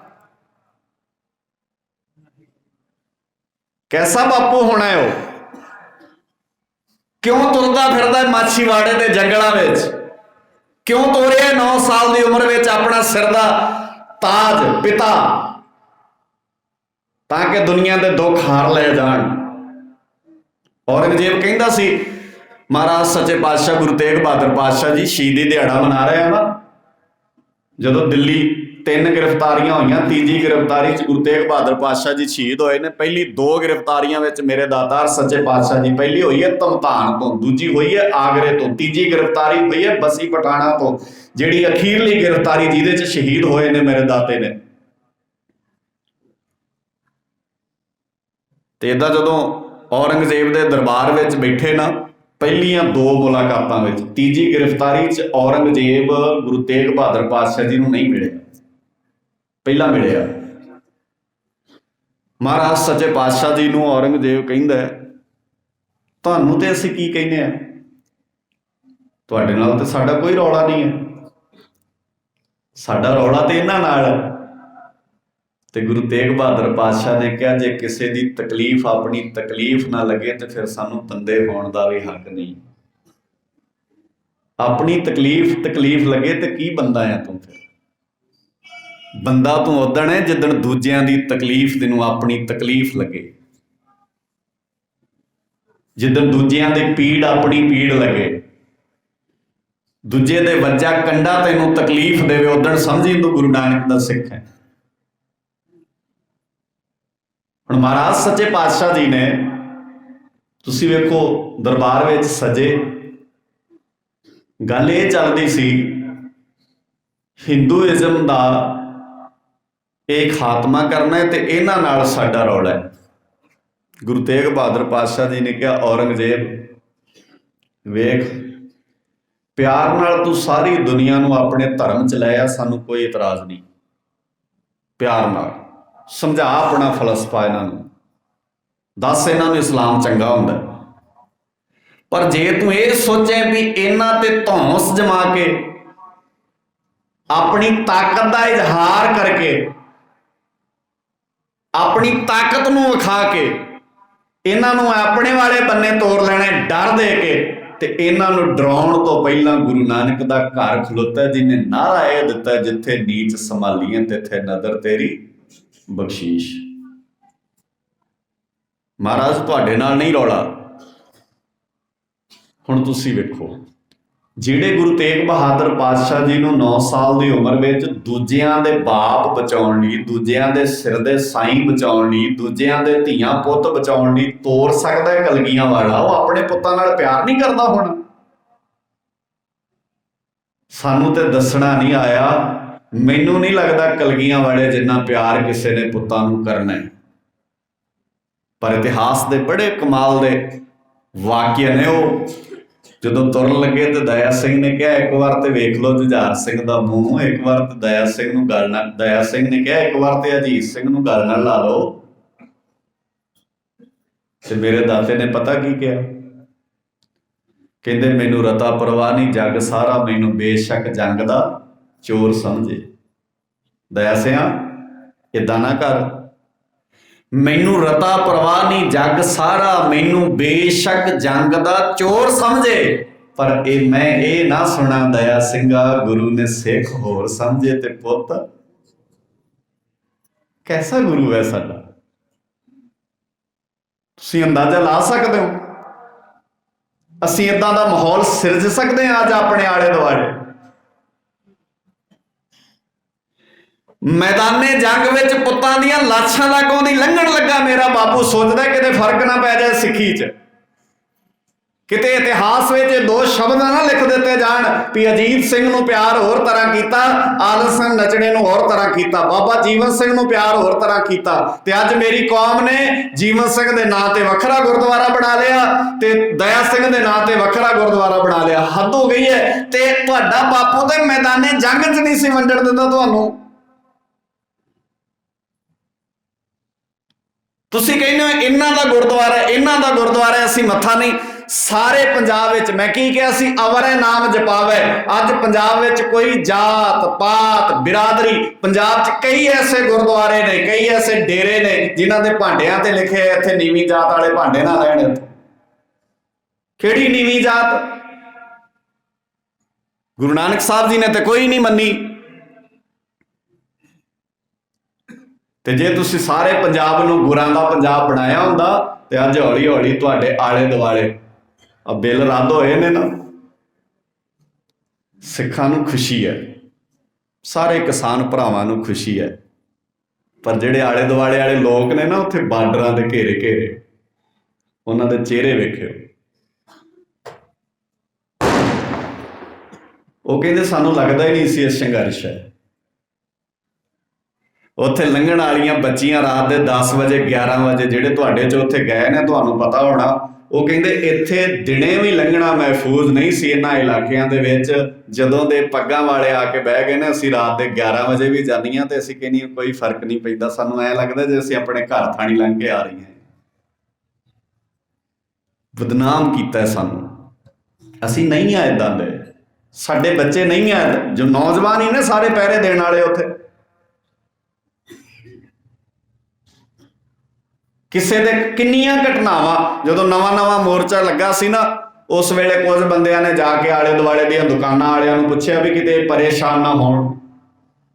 ਕਈ ਵਾਰ ਜਦੋਂ ਬੰਦਾ, ਕਿਉਂਕਿ ਤੁਹਾਡੀ ਗੱਲ ਚੱਲਦੀ ਹੁੰਦੀ ਹੈ, ਲੋਕ ਤੁਹਾਡੇ ਤੋਂ ਡਰਦੇ ਹੁੰਦੇ ਆ, ਤੇ ਦੁਕਾਨਾਂ ਵਾਲਿਆਂ ਨੂੰ ਜਾ ਕੇ ਜਦੋਂ ਪੁੱਛਦੇ ਸਨ, ਉਹਨਾਂ ਵੇਲਿਆਂ ਉਹ ਵੀਰ ਜਾ ਕੇ ਪੁੱਛਦੇ ਸੀ ਵੀ ਤੁਹਾਨੂੰ ਕੋਈ ਬੰਦਾ ਏਦਾਂ ਤੇ ਨਹੀਂ ਵੀ ਸਮਾਨ ਲੈ ਜਾਂਦਾ ਹੋਵੇ, ਪੈਸੇ ਨਾ ਦੇ ਜਾਂਦਾ ਹੋਵੇ। ਤੇ ਉਹ ਦੁਕਾਨਦਾਰ ਹੱਥ ਜੋੜ ਕੇ ਕਹਿੰਦੇ ਸੀ, ਨਾ ਭਰਾਓ, ਜੇ 10 ਦੀ ਚੀਜ਼ ਖੜਦੇ ਨੇ 15 ਦੇ ਕੇ ਜਾਂਦੇ। ਉੱਥੇ ਇੱਕ ਬਜ਼ੁਰਗ ਮਾਤਾ ਸੀ, ਸ਼ਾਇਦ ਤੁਸੀਂ ਵੇਖੀ ਹੋਣੀ ਉਹ ਵੀਡੀਓ। ਉਹ ਬੜੀ ਗਰੀਬ ਜੀ ਮਾਈ ਸੀ ਵਿਚਾਰੀ, ਮਾੜਾ ਜਿਹਾ ਜਿਵੇਂ ਦੁਕਾਨ ਨਹੀਂ ਹੁੰਦੀ, 2-4 ਬਿਸਕੁਟਾਂ ਦੇ ਪੈਕਟ ਰੱਖ ਲਏ, ਭੁਜੀਆ ਦਾ ਡੱਬਾ ਰੱਖ ਲਿਆ। ਮਾੜੇ ਮੋਟੇ ਦਿਹਾੜੀਦਾਰ ਮਜ਼ਦੂਰ ਆਉਂਦੇ ਸਨ, ਪਰ ਉਹ ਹੁਣ ਜਦੋਂ ਇੱਕਦਮ ਕਿਸਾਨ ਜਾ ਕੇ ਬਹਿ ਕੇ 2-4 ਦਿਨ ਉਹ ਆਏ ਨਹੀਂ। ਤੇ ਸਾਡੇ ਵੀਰ ਜਦੋਂ ਉੱਥੇ ਗਏ ਨਾ, ਤੇ ਉਹਨਾਂ ਵੇਖਿਆ ਵੀ ਇਹ ਮਾਤਾ ਵਿਚਾਰੀ ਲੋੜਵੰਦ ਹੈ, ਇਹਦੀ ਦੁਕਾਨ ਤੇ ਕੋਈ ਆਇਆ ਨਹੀਂ। ਤੇ ਉਸ ਮਾਤਾ ਦੀ ਨੂੰ ਕਹਿੰਦੇ ਪੈਸੇ ਲੈ ਲਓ। ਉਹ ਕਹਿੰਦੀ ਵੀ ਨਹੀਂ ਹੈ, ਪੈਸੇ ਨਹੀਂ ਲੈਣੇ ਮੈਂ, ਵੀ ਅਸੀਂ ਲੈਣੇ ਨਹੀਂ, ਏਦਾਂ ਸਮਾਨ ਲੈ ਲਓ, ਉਹਦੇ ਪੈਸੇ ਲੈ ਲੈਣੀ ਹੈ। ਕਹਿੰਦੇ ਮੈਨੂੰ ਪਤਾ ਹੀ ਨਹੀਂ ਲੱਗਾ ਕਿਹੜੇ ਵੇਲੇ ਮੈਂ ਸਵੇਰੇ ਆਣ ਕੇ ਦੁਕਾਨ ਖੋਲੀ ਤੇ ਮੇਰੇ ਦੁਕਾਨ ਦੇ ਥੱਲੇ ਜਿਹੜਾ ਸੈਟਰ ਦੇ ਥੱਲੇ ਉਹਦੀ ਪੈਸੇ ਸੁੱਟ ਗਿਆ ਸੀ ਕੋਈ। ਅਸੀਂ ਕਿੱਦਾਂ ਦੇ ਆ, ਤੇ ਸਾਡਾ ਅਕਸ਼ ਬਣਾ ਕੇ ਪੇਸ਼ ਕਿੱਦਾਂ ਦਾ ਕੀਤਾ ਜਾ ਰਿਹਾ। ਗੁਰਦਾਸਪੁਰ ਇਲਾਕੇ ਦੀ ਗੱਲ ਹੈ, ਮੋਚੀ ਜੁੱਤੀਆਂ ਗੰਢਦਾ ਸੀ, ਪਿੰਡ 'ਚ ਗਰਾਈ ਸ਼ੁਰੂ ਕੀਤੀ ਵੀ ਦਿੱਲੀ ਖੜਨੀ ਹੈ। ਉਹਨੇ ਆਪਣੀ ਬੋਰੀ ਦੇ ਥੱਲੇ 100 ਰੁਪਈਆ, ਪਤਾ ਨਹੀਂ ਕਿੰਨੇ ਦਿਨਾਂ ਦਾ। ਹੁਣ ਜਿਹੜਾ ਬੰਦਾ ਜੁੱਤੀਆਂ ਗੰਢਦਾ ਉਹਦੇ ਲਈ 100 ਰੁਪਈਆ ਜੋੜਨਾ ਸੌਖਾ ਕੰਮ ਹੈ ਕਿਤੇ। ਉਹਨੇ ਉਹਦੇ ਥੱਲੇ 100 ਰੁਪਈਆ ਕੱਢ ਕੇ ਭੱਜਾ ਆਇਆ, ਕਹਿੰਦਾ ਆ ਵੀ ਮੇਰਾ ਯੋਗਦਾਨ ਵੀ ਪਾ ਲਿਓ, ਲੈ ਜਾਓ, ਉੱਥੇ ਕਿਸੇ ਗਰੀਬ ਦੇ ਮੂੰਹ ਲੱਗ ਜਾਏਗਾ। ਤੇ ਜਿਹੜੇ ਗਰਾਈ ਕਰ ਰਹੇ ਸੀ ਉਹ ਭਰਾ ਕਹਿੰਦੇ, ਉਹ ਨਾ ਭਰਾ, ਤੇਰੇ ਮੂੰਹ ਲੱਗ ਜਾਏ, ਉੱਥੇ ਲੱਗ ਜਾਏ, ਕੋਈ ਜੀ ਗੱਲ ਹੈ। ਉਹਦਾ 100 ਰੁਪਈਆ ਵੀ ਵਾਪਸ ਕੀਤਾ, ਨਾਲ ਉਹਦਾ 500 ਰੁਪਈਆ ਕੋਲੋਂ ਦਿੱਤਾ, ਤੇ ਨਾਲੇ 20 ਕਿਲੋ ਆਟਾ ਉਹਨੂੰ ਦੇ ਗਿਆ ਵੀ ਜਾ ਤੂੰ ਆਨੰਦ ਲੈ ਜ਼ਿੰਦਗੀ 'ਚ। ਕਿਉਂ ਨਹੀਂ ਕਰ ਸਕਦੇ ਅਸੀਂ ਏਦਾਂ? ਦੱਸੋ ਫਿਰ ਸੁੱਖ ਰਹਿ ਜਾਊ ਕੋਈ ਐਸਾ ਜਿਹੜਾ ਸਾਡੇ ਕੋਲ ਨਹੀਂ ਹੋਏਗਾ? ਅਸੀਂ ਸਮਰੱਥ ਆਏ ਨੇ, ਅਸੀਂ ਇਸ ਦਾਤੇ ਨਾਲ ਜੁੜ ਕੇ, ਪਰ ਬੌਰਿਆਂ ਨੇ, ਕਮਲਿਆਂ ਨੇ, ਪਾਗਲਾਂ ਨੇ ਪਤਾ ਨਹੀਂ ਕਿਹਨੂੰ ਸੁੱਖ ਦੇ ਸਾਧਨ ਬਣਾ ਲਏ। ਪਰੇਸ਼ਾਨੀਆਂ ਛੱਡ ਦਿਓ, ਕਿਸੇ ਵੀ ਸਿਚੁਏਸ਼ਨ ਵਿੱਚ ਆਪਣੇ ਕਲਗੀਆਂ ਵਾਲੇ ਨੂੰ ਯਾਦ ਰੱਖਿਆ ਕਰੋ। ਜਦੋਂ ਤੁਹਾਨੂੰ ਲੱਗੇ ਨਾ ਮੈਨੂੰ ਬੜੇ ਦੁੱਖ ਨੇ, ਮੈਂ ਬਹੁਤ ਦੁਖੀ ਹਾਂ, ਮੇਰਾ BP ਵਧਣ ਲੱਗ ਪਿਆ, ਉਦੋਂ ਆਪਣੇ ਆਪ ਨੂੰ ਸਰਹੰਦ ਦੀਆਂ ਨੀਹਾਂ 'ਚ ਲੈ ਜਾਇਆ ਕਰੋ, ਚਮਕੌਰ ਦੀ ਗੜੀ 'ਚ ਲੈ ਜਾਇਆ ਕਰੋ। ਉਦੋਂ ਆਪਣੇ ਆਪ ਨੂੰ ਉਹਨਾਂ ਮਹਾਨ ਯੋਧਿਆਂ, 80 ਸਾਲ ਦੀ ਬਜ਼ੁਰਗ ਮਾਤਾ ਠੰਡੇ ਬੁਰਜ ਵਿੱਚ ਬੈਠੀ ਹੈ, ਆ ਜਾਣੇ ਨੇ ਅਗਲੇ ਦਿਨ, ਤੁਸੀਂ ਵੇਖਿਓ। 21-22 ਦਸੰਬਰ ਉਹਨਾਂ ਦਿਨਾਂ ਦੇ ਵਿੱਚ ਨਾ ਸਾਰੇ ਬਿਸਤਰੇ ਚੋਂ ਹੱਥ ਬਾਹਰ ਨਿਕਲ ਜਾਏ, ਹੱਥ ਵੀ ਨਿਕਲ ਜਾਏ ਬਾਹਰ, ਤੇ ਉਹ ਕਿੰਨਾ ਚਿਰ ਹੱਥ ਨਹੀਂ ਨਿਕਲਦਾ। ਤੇ ਉਸ ਵੇਲੇ 80 ਸਾਲ ਦੀ ਬਜ਼ੁਰਗ ਮਾਂ ਤੇ ਛੋਟੇ ਛੋਟੇ ਬੱਚਿਆਂ ਨੂੰ ਠੰਡੇ ਬੁਰਜ 'ਚ ਬਿਠਾਤਾ। ਕਾਹਦੇ ਲਈ? ਵੇਨੇ ਕਿੰਨਾ ਕੁ ਸਿਦਕ ਹੈ ਨਾ, ਕਿੰਨਾ ਕੁ ਦ੍ਰਿੜ ਇਰਾਦਾ ਹੈ। ਪਰ ਉਹ ਇੰਨੇ ਦ੍ਰਿੜ ਇਰਾਦੇ ਵਾਲੇ ਸਨ। 80 ਸਾਲ ਦੀ ਬਜ਼ੁਰਗ ਮਾਤਾ ਨੇ ਠੰਡੇ ਬੁਰਜ 'ਚ 3 ਰਾਤਾਂ ਕੱਟੀਆਂ। 3 ਰਾਤਾਂ ਨਿੱਕੀ ਗੱਲ ਨਹੀਂ ਹੈ ਮੇਰੀਓ ਭੈਣੋ। ਇਹ ਹੈ ਸੁੱਖ। ਤੇ ਜਿੱਦਣ ਤੀਜੇ ਦਿਨ ਆਣ ਕੇ ਸਿਪਾਹੀ ਪੁੱਛਦੇ ਸਨ ਨਾ, ਬੇਬੇ ਕਿਵੇਂ ਹੈ? ਕਹਿੰਦੀ ਸੀ ਚੜ੍ਹਦੀ ਕਲਾ 'ਚ। ਜਿੱਦਣ ਤੀਜੇ ਦਿਨ ਪੋਤਰਿਆਂ ਨੂੰ ਤੋਰਨਾ ਸੀ ਨਾ, ਤੇ ਗਲਵਕੜੀ 'ਚ ਲੈ ਕੇ ਨਿੱਘ ਦੇ ਕੇ ਏਦਾਂ ਬੁੱਕਲਦਾ। ਕੈਸੀ ਘੜੀ ਹੋਣੀ ਹੈ ਉਹ। ਏਦਾਂ ਨਿੱਘ ਦੇ ਕੇ ਠੰਡੇ ਬੁਰਜ ਵਿੱਚ ਮਾਤਾ ਫਤਿਹ ਸਿੰਘ ਨੂੰ ਤੋਰਨ ਲੱਗੀ। ਕਹਿੰਦੀ ਫਤਿਹ ਸਿਆਂ ਵੇਖੀ ਡੋਲ ਨਾ ਜਾਈ, ਕੋਈ ਸੁੱਖ ਕੋਈ ਲਾਲਚ ਤੇਰੀਆਂ ਅੱਖਾਂ ਦੇ ਅੱਗੇ ਆ ਨਾ ਜਾਏ ਕਿਤੇ।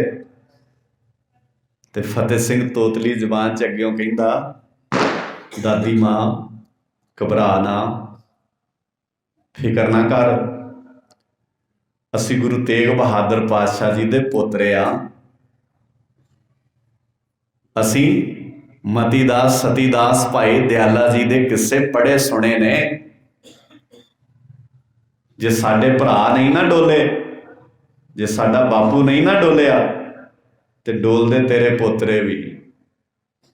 ਤੇ ਏਦਾਂ ਤੋਤਲੀ ਜ਼ਬਾਨ 'ਚ ਜਾ ਕੇ ਫਤਿਹ ਸਿੰਘ ਵਜ਼ੀਰ ਖਾਂ ਦੀਆਂ ਅੱਖਾਂ 'ਚ ਅੱਖਾਂ ਪਾ ਕੇ ਕਹਿੰਦਾ, ਏਦਾਂ ਅੱਖਾਂ 'ਚ ਅੱਖਾਂ ਪਾ ਲੈਂਦਾ। ਤੇ ਅੱਖਾਂ 'ਚ ਪਾ ਕੇ ਅੱਖਾਂ 7 ਸਾਲ ਦਾ ਫਤਿਹ ਸਿੰਘ ਵਜ਼ੀਰ ਖਾਂ ਨੂੰ ਕਹਿੰਦਾ, ਤੂੰ ਲੱਖ ਬਾਦਸ਼ਾਹਤ ਮੰਨਦਾ ਹੋਏਗਾ, ਪਰ ਤੇਰੇ 'ਚ ਇੰਨੀ ਔਕਾਤ ਨਹੀਂ, ਤੂੰ ਕਲਗੀਆਂ ਵਾਲੇ ਦੇ ਬੱਚਿਆਂ ਦੇ ਮੂੰਹ ਉਹ ਸ਼ਬਦ ਕਢਾ ਲੈ ਜੋ ਤੂੰ ਚਾਹੁੰਦਾ। ਕਿੱਡਾ ਕੁ ਜਿਗਰਾ ਹੋਏ ਸਾਡੇ। ਅਸੀਂ ਤਾਂ ਮਿੰਟ 'ਚ ਡੋਲ ਜਾਂਦੇ ਹਾਂ। ਔਰ ਤੁਸੀਂ ਵੇਖੋ 2 ਦਿਨ ਦੀ ਪੇਸ਼ੀ ਤੋਂ ਬਾਅਦ ਇੱਕੋ ਹੀ ਗੱਲ ਕਹਿੰਦੇ ਸੀ, ਫਤਿਹ ਬੁਲਾਉਣੀ ਛੱਡ ਦਿਓ, ਇਸਲਾਮ ਦਾ ਨਾਅਰਾ ਬੁਲੰਦ ਕਰ ਦਿਓ। ਸਾਹਿਬਜ਼ਾਦੇ ਕਹਿੰਦੇ ਆ 100 ਵਾਰ 1000 ਵਾਰ ਕਹਿ ਸਕਦੇ ਆ ਇਸਲਾਮ ਦਾ ਨਾਅਰਾ, ਕੋਈ ਫਰਕ ਨਹੀਂ। ਪਰ ਜੇ ਧੌਂਸ ਦੇ ਕੇ ਘਵਾਉਣਾ ਚਾਹੁੰਦਾ ਤੇ ਕੋਈ ਜੰਮਿਆ ਨਹੀਂ ਫਤਿਹ ਸਿੰਘ ਦੇ ਮੂੰਹ ਆਪਣੀ ਮਰਜ਼ੀ ਦੇ ਬੋਲ ਕਢਾ ਦੇ। ਐ ਨਹੀਂ ਹੋ ਸਕਦਾ। ਹਾਂ ਉਹਦਾ ਕੋਈ ਗੱਲ ਨਹੀਂ ਹੈ। ਸਾਡੀ ਬਾਣੀ 'ਚ ਲਿਖੇ, ਅਵਲ ਅੱਲਾ ਨੂਰ ਪਾਇਆ ਕੁਦਰਤ ਕੇ ਸਭ ਬੰਦੇ। ਅੱਲਾ ਸ਼ਬਦ ਨਹੀਂ ਮਾੜਾ, ਪਰ ਜਿਹੜੇ ਤਰੀਕੇ ਨਾਲ ਤੂੰ ਘਵਾਉਣਾ ਚਾਹੁੰਦਾ ਐ ਨਹੀਂ ਕਹਿੰਦੇ ਅਸੀਂ। ਤੇ ਜਦੋਂ ਉਹਨਾਂ ਬੱਚਿਆਂ ਦੇ ਸਾਹਮਣੇ ਉਹਨਾਂ ਬੱਚਿਆਂ ਨੂੰ ਇਹ ਗੱਲਾਂ ਕਹੀਆਂ ਗਈਆਂ, ਤੇ 2 ਦਿਨ ਦੀ ਪੇਸ਼ੀ ਤੋਂ ਬਾਅਦ ਜਿੱਦਣ ਤੀਜੇ ਦਿਨ ਵਾਲੀ ਪੇਸ਼ੀ, ਜਿਹੜੀ 27 ਦਸੰਬਰ ਨੂੰ ਪੇਸ਼ੀ, ਜਿੱਦਣ ਸ਼ਹੀਦ ਕਰਨਾ ਹੈ ਸਾਹਿਬਜ਼ਾਦਿਆਂ ਨੂੰ, ਉਸ ਵੇਲੇ ਮਾਂ ਨੇ ਕਿਹਾ, ਪੋਤਰਿਓ ਡੋਲ ਨਾ ਜਾਇਓ, ਘਬਰਾਇਓ ਨਾ। ਤੇ ਪੋਤਰੇ ਜਾਣ ਲੱਗੇ, ਕਹਿੰਦੇ ਬੇਬੇ ਮਾਂ ਵੱਧ ਤੋਂ ਵੱਧ ਮਾਰ ਹੀ ਦੇਣਗੇ ਨਾ, ਇਹਦੇ ਤੋਂ ਵੱਧ ਹੋਰ ਕੀ ਕਰ ਸਕਦੇ ਹੋ। ਅਸੀਂ ਨਹੀਂ ਪਰਵਾਹ ਕਰਦੇ। ਕਿੱਦਾਂ ਦਾ ਉਹ ਦ੍ਰਿਸ਼ ਅੱਖਾਂ ਦੇ ਸਾਹਮਣੇ ਲਿਆਓ, ਫੀਲਿੰਗ ਨਾਲ ਫੀਲ ਕਰਕੇ ਵੇਖੋ ਉਹ ਗੱਲਾਂ। ਮੈਂ ਬੜੀ ਵਾਰ ਕਹਿੰਦਾ ਹੁੰਦਾ, ਮਾਂ ਨਾ ਆਪਣੇ ਪੁੱਤ ਨੂੰ ਡਾਕਟਰ ਕੋਲ ਲੈ ਕੇ ਜਾਏ ਇੰਜੈਕਸ਼ਨ ਲਵਾਉਣ, ਟੀਕਾ ਲਵਾਉਣ। ਤੇ ਜਦੋਂ ਪੁੱਤ ਨੂੰ ਟੀਕਾ ਲੱਗਦਾ ਤੇ ਮਾਂ ਅੱਖਾਂ ਦੂਜੇ ਬੰਨੇ ਕਰ ਲੈ। ਆਪਣੇ ਪੁੱਤ ਦੇ ਟੀਕਾ ਲੱਗਦਾ ਨਹੀਂ ਲਿਖਿਆ ਜਾਂਦਾ ਸਾਡੇ ਤੋਂ। ਹਾਲਾਂਕਿ ਕੀ ਹੋ ਜਾਣਾ ਉਸ ਟੀਕ, ਸਾਨੂੰ ਪਤਾ ਕੁਝ ਨਹੀਂ ਹੋਣਾ, 2 ਮਿੰਟ ਰੋਣਾ ਹੀ ਹੈ ਬੱਚੇ ਨੇ, ਪਰ ਮਾਂ ਦਾ ਦਿਲ ਏਡਾ ਕਮਜ਼ੋਰ ਹੈ, ਨਹੀਂ ਵੇਖ ਸਕਦੀ ਬੱਚੇ ਦੇ ਟੀਕਾ ਲੱਗਦਾ। ਮਾਂ ਨਹੀਂ ਵੇਖ ਸਕਦੀ, ਤੇ ਉਹ ਦਾਦੀ ਕਿੱਦਾਂ ਦੀ ਹੋਣੀ ਹੈ ਜਿਹਨੇ ਇਹ ਕਿਹਾ, ਬੱਚਿਓ ਕੋਈ ਗੱਲ ਨਹੀਂ, ਬੇਸ਼ੱਕ ਤੁਹਾਡੀਆਂ ਲਾਸ਼ਾਂ ਆਉਣ ਮੇਰੀਆਂ ਅੱਖਾਂ ਦੇ ਸਾਹਮਣੇ, ਤੁਹਾਡੀਆਂ ਲਾਸ਼ਾਂ ਵੇਖ ਕੇ ਤੇ ਮੈਨੂੰ ਖੁਸ਼ੀ ਹੋਏਗੀ, ਪਰ ਜੇ ਕਿਸੇ ਨੇ ਆਣ ਕੇ ਇਹ ਕਹਿਤਾ ਵੀ ਦਾਦੀ ਗੁਜਰ ਕੌਰ ਦੇ ਬੱਚੇ ਡੋਲ ਗਏ, ਮੈਂ ਜਿਉਂਦੇ ਜੀ ਮਰ ਜਾਣਾ, ਨਾ ਡੋਲਿਓ। ਇਹ ਹੈ ਸਾਡਾ ਇਤਿਹਾਸ। ਇਹ ਲੜੀ ਦਰ ਲੜੀ ਏਦਾਂ ਸਮਝ ਆਉਂਦਾ ਹੈ, ਸਾਡੇ ਪੜਾਅ ਦਰ ਪੜਾਅ ਸਾਨੂੰ ਗੱਲਾਂ ਸਮਝ ਆਉਂਦੀਆਂ ਨੇ। ਤੇ ਮੈਂ ਸ਼ਬਦ ਤੁਹਾਡੇ ਚਰਨਾਂ 'ਚ ਸਾਂਝਾ ਕਰਦਾ ਸੀ, ਡਿੱਠੇ ਮੁਕਤ ਨਾ ਹੋਵੇ ਜਿਚਰ ਸ਼ਬਦ ਨਾ ਕਰੇ ਵਿਚਾਰ। ਇੱਕ ਬੰਨੇ ਆਪਾਂ ਪੜ੍ਹਦੇ ਸੀ, ਤੁਧ ਡਿੱਠੇ ਸੱਚੇ ਪਾਤਸ਼ਾਹ ਮਲ ਜਨਮ ਜਨਮ ਦੀ ਕੱਟੀ ਹੈ, ਡਿੱਠਣ ਦਾ ਅਰਥ ਵੇਖਣਾ ਨਹੀਂ ਹੁੰਦਾ। ਡਿੱਠਣ ਦਾ ਅਰਥ ਵੇਖਣਾ ਨਹੀਂ ਹੁੰਦਾ। ਸ਼ਬਦ ਵੇਖਿਓ, ਗਰੀਬ ਨਿਵਾਸ ਸੱਚੇ ਪਾਤਸ਼ਾਹ ਜੀ ਦੀ ਬਾਣੀ ਦੇ ਅੰਦਰ ਮਹਾਰਾਜ ਸੱਚੇ ਪਾਤਸ਼ਾਹ ਜੀ ਨੇ ਦਰਸ਼ਨ ਦੇਖ ਜੀਵਾਂ ਗੁਰ ਤੇਰਾ ਪੂਰਨ ਕਰਮ ਹੋਵੇ ਪ੍ਰਭ ਮੇਰਾ। ਤੈਨੂੰ ਵੇਖਣਾ ਕਰਮਾਂ ਦਾ ਪੂਰਨ ਹੋ ਜਾਣਾ ਹੈ। ਜੇ ਮੇਰੇ ਕੰਮ ਪੂਰਨ ਨਹੀਂ ਹੋਏ ਤੇ ਇਹਦਾ ਮਤਲਬ ਹੈ ਜੇ ਤੈਨੂੰ ਮੈਂ ਵੇਖਿਆ ਨਹੀਂ। ਅੱਖਾਂ ਦੇ ਵੇਖਣ ਨੂੰ ਗੁਰੂ ਸਾਹਿਬ ਜੀ ਨੇ ਵੇਖਣਾ ਨਹੀਂ ਮੰਨਿਆ। ਕਿੰਨੇ ਸ਼ਬਦ ਗੁਰੂ ਗ੍ਰੰਥ ਸਾਹਿਬ ਜੀ ਦੀ ਬਾਣੀ ਵਿੱਚੋਂ ਤੁਸੀਂ ਪੜ੍ਹ ਸਕਦੇ ਹੋ। ਡਿੱਠੇ ਮੁਕਤ ਨਾ ਹੋਵੇ ਜਿੱਚਰ ਸ਼ਬਦ ਨਾ ਕਰੇ ਵਿਚਾਰ। ਵੇਖਣ ਨਾਲ ਗੱਲ ਨਹੀਂ ਬਣਨੀ ਜਿੰਨਾ ਚਿਰ ਸ਼ਬਦ ਦੀ ਵਿਚਾਰ ਨਹੀਂ ਕਰਦਾ। ਤੇ ਸ਼ਬਦ ਦੀ ਵਿਚਾਰ ਕਰਨ ਦਾ ਹੀ ਮਤਲਬ ਇਹ ਨਹੀਂ ਹੈ ਵੀ ਸ਼ਬਦ ਦੀ ਕਥਾ ਨਹੀਂ ਕਰਦਾ ਜਿੰਨਾ ਚਿਰ ਤੱਕ।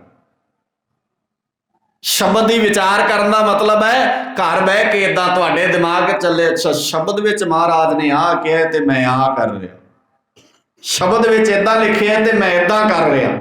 ਇਹ ਵਿਚਾਰ ਜਦੋਂ ਦਿਮਾਗ ਵਿੱਚ ਆਉਣਗੇ, ਸੁਰਤ ਵਿੱਚ ਚੱਲਣਗੇ, ਫਿਰ ਤੁਸੀਂ ਉਹ ਕਾਰਜ ਕੋਈ ਜ਼ਿੰਦਗੀ 'ਚ ਨਹੀਂ ਕਰੋਗੇ ਜਿਹਦੇ ਨਾਲ ਸਾਡੇ ਸ਼ਬਦ ਨੂੰ, ਜਿਹਦੇ ਨਾਲ ਸਾਡੇ ਬਾਬੇ ਦੀ ਬਾਣੀ ਨੂੰ ਏਦਾਂ ਮੁਸ਼ਕਲ ਆਉਂਦੀ ਹੈ ਜਾਂ ਬਾਣੀ ਸਾਨੂੰ ਉਸ ਰਾਹ ਤੇ ਤੁਰਨ ਨਹੀਂ ਦਿੰਦੀ। ਤੇ ਆਪਾਂ ਜਿਹੜਾ ਸ਼ਬਦ ਡਿੱਠੇ ਦਾ ਅਰਥ ਹੈ ਸਮਝਣਾ, ਡਿੱਠੇ ਦਾ ਅਰਥ ਵੇਖਣਾ ਨਹੀਂ ਹੈ। ਵੇਖਿਓ, ਗਰੀਬ ਨਿਵਾਸ ਸੱਚੇ ਪਾਤਸ਼ਾਹ ਜੀ ਦੀ ਬਾਣੀ ਨੂੰ ਧਿਆਨ ਨਾਲ, ਤੁਹਾਨੂੰ ਯਾਦ ਹੈ ਬੜਿਆਂ ਥਾਵਾਂ ਤੇ ਤੁਸੀਂ ਪੜ੍ਹਦੇ ਰਹਿੰਦੇ ਹੋ, ਯਾਦ ਕਰਦੇ ਰਹਿੰਦੇ ਹੋ। ਗੁਰੂ ਨਾਨਕ ਜਿਨ ਸੁਣਿਆ ਵੇਖਿਆ। ਹੁਣ ਕੀ ਅਰਥ ਹੋ ਗਿਆ ਭਲਾ? ਜਿਹਨੇ ਸੁਣਿਆ ਉਹਨੇ ਹੀ ਵੇਖਿਆ, ਮਤਲਬ ਸੁਣਨਾ ਹੀ ਵੇਖਣਾ ਹੈ।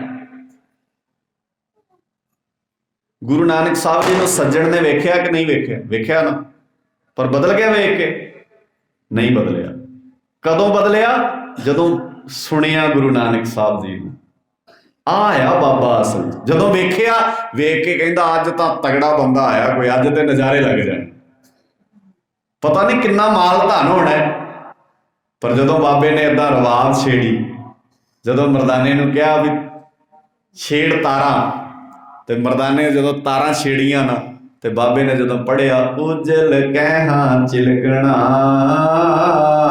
ਕੋਟਮ ਕਾਲੜੀ ਮਸ ਤੋਤਿਆਂ ਝੂਠ ਨ ਉਤਰੈ ਜੇ ਸੋ ਤੋਵਾਂ ਤਿਸ। ਸੱਜਣ ਨੂੰ ਲੱਗਿਆ ਵੀ ਇਹ ਮੇਰੇ ਬਾਰੇ ਕਿਵੇਂ ਪਤਾ ਲੱਗ ਗਿਆ ਬਾਬੇ ਨੂੰ? ਬਾਹਰੋਂ ਧੋਤਿਆਂ ਤੇ ਝੂਠ ਨਹੀਂ ਲੈਂਦੀ। ਕਹਿਣ ਦਾ ਭਾਂਡਾ ਜਿੰਨਾ ਮਰਜ਼ੀ ਲਿਸ਼ਕਾਈ ਜਾਓ, ਲਿਸ਼ਕਾਈ ਜਾਓ, ਲਿਸ਼ਕਾਈ ਜਾਓ, ਮਾੜਾ ਜਿਹਾ ਪੱਥਰ ਤੇ ਰਗੜੋ ਤੇ ਥੱਲਿਓ ਫਿਰ ਕਾਲਕ ਨਿਕਲ ਆਉਂਦੀ ਹੈ। ਹੁਣ ਕਹਿਣ ਦੇ ਭਾਂਡੇ ਨੂੰ ਥੋੜੀ ਸਮਝਾਇਆ। ਸੱਜਣ ਸਾਰਾ ਦਿਨ ਆਪਣੇ ਆਪ ਨੂੰ ਲਿਸ਼ਕਾਉਂਦਾ ਰਹਿੰਦਾ ਹੈ, ਲਿਸ਼ਕਾਉਂਦਾ ਰਹਿੰਦਾ ਹੈ, ਪਰ ਜਦੋਂ ਠੱਗੀਆਂ ਮਾਰਦਾ ਤੇ ਅੰਦਰੋਂ ਕਾਲੇ ਨਿਕਲ। ਤੇ ਆਪਾਂ ਵੀ ਕਈ ਵਾਰ ਲਿਸ਼ਕਾਉਂਦੇ ਰਹਿੰਦੇ ਹਾਂ ਬਾਹਰੋਂ ਏਦਾਂ ਤੀਰਥਾਂ ਤੇ ਜਾ ਜਾ ਕੇ, ਯਾਤਰਾਵਾਂ ਕਰ ਕਰਕੇ, ਪਰ ਅੰਦਰ ਭਰਿਆ ਕਾਲੇ ਪਿਆ। ਤਾਂ ਹੀ ਕਿਹਾ ਸੀ ਨਾ ਬਾਬੇ ਨੇ, ਮਹਾਰਾਜ ਸੱਚੇ ਪਾਤਸ਼ਾਹ ਜੀ ਦੇ ਬੋਲ ਵੇਖੋ ਕਿੱਡੇ ਪਿਆਰੇ ਨੇ। ਮਨ ਮੈਲਾ ਤਾਂ ਸਭ ਕਿਛ ਮੈਲਾ, ਤਨ ਧੋਤੈ ਮਨ ਹਛਾ ਨਾ ਹੋਏ। ਤੀਰ ਤੇ ਜਾ ਕੇ ਕੀ ਧੋਨੇ ਆਪਾਂ? ਤਨ। ਮੈਲਾ ਕੀ ਹੈ? ਮਨ। ਤੇ ਮਨ ਤੇ ਧੋ। ਜਪਜੀ ਸਾਹਿਬ ਚ ਸ਼ੁਰੂ ਕਰਦੇ ਮਹਾਰਾਜ ਨੇ ਕਿਹਾ ਨਾ, ਸੋਚੈ ਸੋਚ ਨਾ ਹੋਵਈ ਜੇ ਸੋਚੀ। ਹੁਣ ਇਹਦੇ ਅਰਥ ਆਪਾਂ ਕਈ ਵਾਰ ਕਰ ਜਾਂਦੇ ਹਾਂ ਸੋਚਣ ਨਾਲ। ਨਹੀਂ, ਸੋਚਣ ਦਾ ਅਰਥ ਹੈ ਸੋਚ, ਸੁਚਮਤਾ। ਲੱਖਾਂ ਵਾਰ ਸਰੀਰ ਦੀ ਸੁਚਮਤਾ ਰੱਖ ਲਾ, ਤੂੰ ਸੁੱਚਾ ਨਹੀਂ ਹੁੰਦਾ। ਵਕਤ ਨਹੀਂ ਬਾਣੀ ਨੂੰ ਪੜ੍ਹਿਓ ਕਦੀ। ਇਹ ਸਾਰਾ ਕੁਝ ਸਾਡੀ ਜ਼ਿੰਦਗੀ 'ਚ ਵਾਪਰ ਗਿਆ। ਧਿਆਨ ਨਾਲ ਜਦੋਂ ਵੇਖੋਗੇ, ਸਮਝੋਗੇ। ਤੁਸੀਂ ਕਹਿੰਦੇ ਇੱਥੇ ਕਈ ਵਾਰ ਬੰਦੇ ਸਾਨੂੰ ਸੁੱਖ ਮਿਲ ਜਾਏ। ਬਾਹਰਲੇ ਮੁਲਕਾਂ 'ਚ ਜਾਈਦਾ ਨਾ ਜਦੋਂ, ਤੁਹਾਨੂੰ ਐਂ ਲੱਗਦਾ ਕੈਨੇਡਾ ਵਾਲੇ ਬੜੇ ਸੌਖੇ ਹੋਣੇ, ਲੱਗਦਾ ਨਾ? ਭਾਈ ਸਾਹਿਬ ਗਏ ਨੇ ਬੜੀ ਵਾਰ, ਪੁੱਛਿਆ ਇਹਨਾਂ ਨੂੰ ਭਲਾ ਸੌਖੇ ਨੇ? ਅਸੀਂ ਵੀ ਗਏ ਬੜੀ ਵਾਰ, ਸਾਨੂੰ ਤੇ ਲੱਭੇ ਨਹੀਂ ਸੌਖੇ। ਉਹ ਸਭ ਤੋਂ ਵੱਧ BP ਦੀਆਂ ਗੋਲੀਆਂ ਉਹ ਖਾਂਦੇ ਨੇ, ਸਭ ਤੋਂ ਵੱਧ ਡਿਪਰੈਸ਼ਨ ਦਾ ਸ਼ਿਕਾਰ ਉਹ ਨੇ। ਉਹ ਹੀ ਲੱਗਦਾ, ਭੁਲੇਖਾ ਜਿਹਾ ਹੀ ਹੈ। ਅੱਛਾ, ਉੱਥੇ ਵੀ ਕਹਿੰਦੇ ਨੇ भाई साहब जी करो कोई अरदास महाराज सुख देन। ते असीं कई बार हसदे हुंदे उन्हां नूं भी ये अरदासां कर करके ते कनेडा आए जे भी सुख मिलूगा, हुण इत्थों गांह कित्थे ले जाइए। पिंड इहो ही करदे सी ना भी एक बार किते कनेडा दे जहाजे चढ़ जाइए ना फिर ते सारे सुख मिल ही जाने। मिल गए हुण। देश छोड़ परदेसे धाया पंज चंडाल, ਉਹਦੇ ਨਾਲ ਹੀ ਲੈ ਗਏ। ਉਹ ਤੇ ਨਾਲ ਹੀ ਚੱਲਦਾ। ਤੇ ਜਿੱਦਣ ਇਹ ਪੰਜਾਂ ਨੇ ਖਹਿੜਾ ਛੱਡਤਾ, ਸੋਹਿਲਾ ਸਾਹਿਬ ਬਾਣੀ ਕੀਰਤਨ ਸੋਹਿਲਾ ਨਹੀਂ ਹੈ, ਸੋਹਿਲਾ ਸਾਹਿਬ ਹੈ। ਪਤਾ ਨਹੀਂ ਕਿਹਨੇ ਨਾਮ ਇਹਦਾ ਕੀਰਤਨ ਸੋਹਿਲਾ ਰੱਖਦਾ। ਅੱਛਾ ਤੁਸੀਂ ਵੇਖੋ ਸਾਡੀ ਆਮ ਬੋਲੀ 'ਚ ਸਮਾਂ ਨਹੀਂ, ਮੈਂ ਸਮਾਪਤੀ ਵਾਲੇ ਬੰਨੇ ਵੱਧਦਾ। ਸੋਹਿਲਾ ਸਾਡੀ ਆਦਤ ਵੇਖੋ, ਕਿਸੇ ਨਾਲ ਮਾੜਾ ਹੋ ਜਾਏ ਕਹਿੰਦੇ ਪੜ੍ਹਤਾ ਅਗਲੇ ਦਾ। ਇਹ ਕੀ ਗੱਲ ਹੋਈ ਵੀ? ਕੋਈ ਕਿਸੇ ਨੂੰ ਗਾਲਾਂ ਕੱਢਦਾ ਹੋਵੇ ਤੇ ਕਹਿੰਦੇ ਮਿਲ ਗਏ ਸਲੋਕ। ਇਹ ਕੀ ਹੈ? ਸੱਚੀ ਸੋਚੋ। ਮਤਲਬ ਸਲੋਕ ਸਿਰਫ ਗੁਰੂ ਗ੍ਰੰਥ ਸਾਹਿਬ ਤੇ ਲਿਖੇ ਨੇ ਤੇ ਅਸੀਂ ਕਿਹਦੇ ਨਾਲ ਜੋੜਦੇ ਨੇ? ਜਾਣੇ ਅਣਜਾਣੇ ਤੇ ਤੁਸੀਂ ਵੇਖੋ ਕੀ ਕਰ ਰਹੇ ਹਾਂ ਅਸੀਂ। ਤੇ ਜੇ ਕੋਈ ਘਟਨਾ ਵਾਪਰ ਜਾਏ, ਕਿਸੇ ਨਾਲ ਕੋਈ ਏਦਾਂ ਨੁਕਸਾਨ ਹੋ ਜਾਏ, ਕਹਿੰਦੇ ਪੜ੍ਹਤਾ ਇਹਦਾ ਕੀਰਤਨ ਸੋਹਿਲਾ। ਕੋਈ ਦੁੱਖ ਹੈ? ਸਮਾਂ ਨਹੀਂ ਮੇਰੇ ਕੋਲ। ਸੋਹਿਲਾ ਬਾਣੀ ਪੜ੍ਹਿਓ, ਇਹਨਾਂ ਨੂੰ ਧਿਆਨ ਨਾਲ ਸਮਝਿਆ ਕਰੋ ਚੀਜ਼ਾਂ। ਸੋਹਿਲਾ ਬਾਣੀ 'ਚ ਇੱਕ ਵੀ ਸ਼ਬਦ ਏਦਾਂ ਦਾ ਸਾਡੀ ਸਮਝ ਆ, ਅਸੀਂ ਅਸਲ 'ਚ ਏਦਾਂ ਸਮਝਣ ਨਹੀਂ ਬੈਠੇ। ਮਹਾਰਾਜ ਸੱਚੇ ਪਾਤਸ਼ਾਹ ਜੀ ਨੇ ਤਾਂ ਹੀ ਕਿਹਾ ਸੀ ਨਾ, ਬੌਰਾ ਕਿਉਂ ਹੋਇਆ ਫਿਰਦਾ, ਪਾਗਲ ਕਿਉਂ ਹੋਇਆ ਫਿਰਦਾ, ਜਿਹੜੀਆਂ ਗੱਲਾਂ ਤੇਰੀਆਂ ਹੈ ਹੀ ਨਹੀਂ ਉਹ ਚੁੱਕੀ ਫਿਰਦਾ। ਕਾਮ ਕ੍ਰੋਧ ਕਾਇਆ ਕੋ ਗੱਲ ਹੈ ਸਭ ਤੋਂ ਵੱਧ ਤੇਰੇ ਕੋਲ ਹੈ। ਗੁੱਸਾ ਦੱਸ, ਜੇ ਮੈਂ ਹੁਣ ਭਲਾ ਏਦਾਂ ਪੁੱਛਾਂ ਤੁਹਾਨੂੰ ਵੀ ਕਿਹਨੂੰ ਕਿਹਨੂੰ ਗੁੱਸਾ ਆਉਂਦਾ? ਕੋਈ ਬਚੋ ਮੇਰੇ ਸਮੇਤ, ਮੈਂ ਵੀ ਤੁਹਾਡਾ ਛੱਡੋ, ਮੈਨੂੰ ਕਿਹੜਾ ਨਹੀਂ ਆਉਂਦਾ। ਤੇ ਪੜ੍ਹਦੇ ਆਪਾਂ, ਮਹਾਰਾਜ ਕਹਿੰਦੇ ਫਰੀਦਾ ਬੁਰੇ ਦਾ ਭਲਾ ਕਰ, ਗੁੱਸਾ ਮੰਨਣਾ। ਮਹਾਰਾਜ ਕਿਉਂ ਨਹੀਂ ਕਰਨਾ? ਮਹਾਰਾਜ ਕਹਿੰਦੇ ਆਦਤ ਬੱਚਿਆ ਦੱਸਦਾ ਤੈਨੂੰ ਕਿਉਂ ਨਹੀਂ ਕਰਨਾ, ਦੇਹੀ ਰੋਗ ਨਾ। ਜੇ ਤੁਸੀਂ ਗੁੱਸਾ ਹੀ ਛੱਡ ਦਿਓ ਨਾ, ਘੱਟੋ ਘੱਟ ਐਰਕੀ ਦੇ ਦੀਵਾਨਾਂ 'ਚ ਗੁੱਸਾ ਕਰਨਾ ਬੰਦ ਕਰ ਦਿਓ, ਤਾਂ ਮੈਨੂੰ ਲੱਗਦਾ ਬੀਪੀ ਤੇ ਸ਼ੂਗਰ ਸੈੱਟ ਹੋ ਸਕਦੀ ਹੈ। ਥੋੜਾ ਜਿਹਾ ਤਾਂ ਖਹਿੜਾ ਛੁੱਟ ਸਕਦਾ ਡਾਕਟਰਾਂ ਦਾ।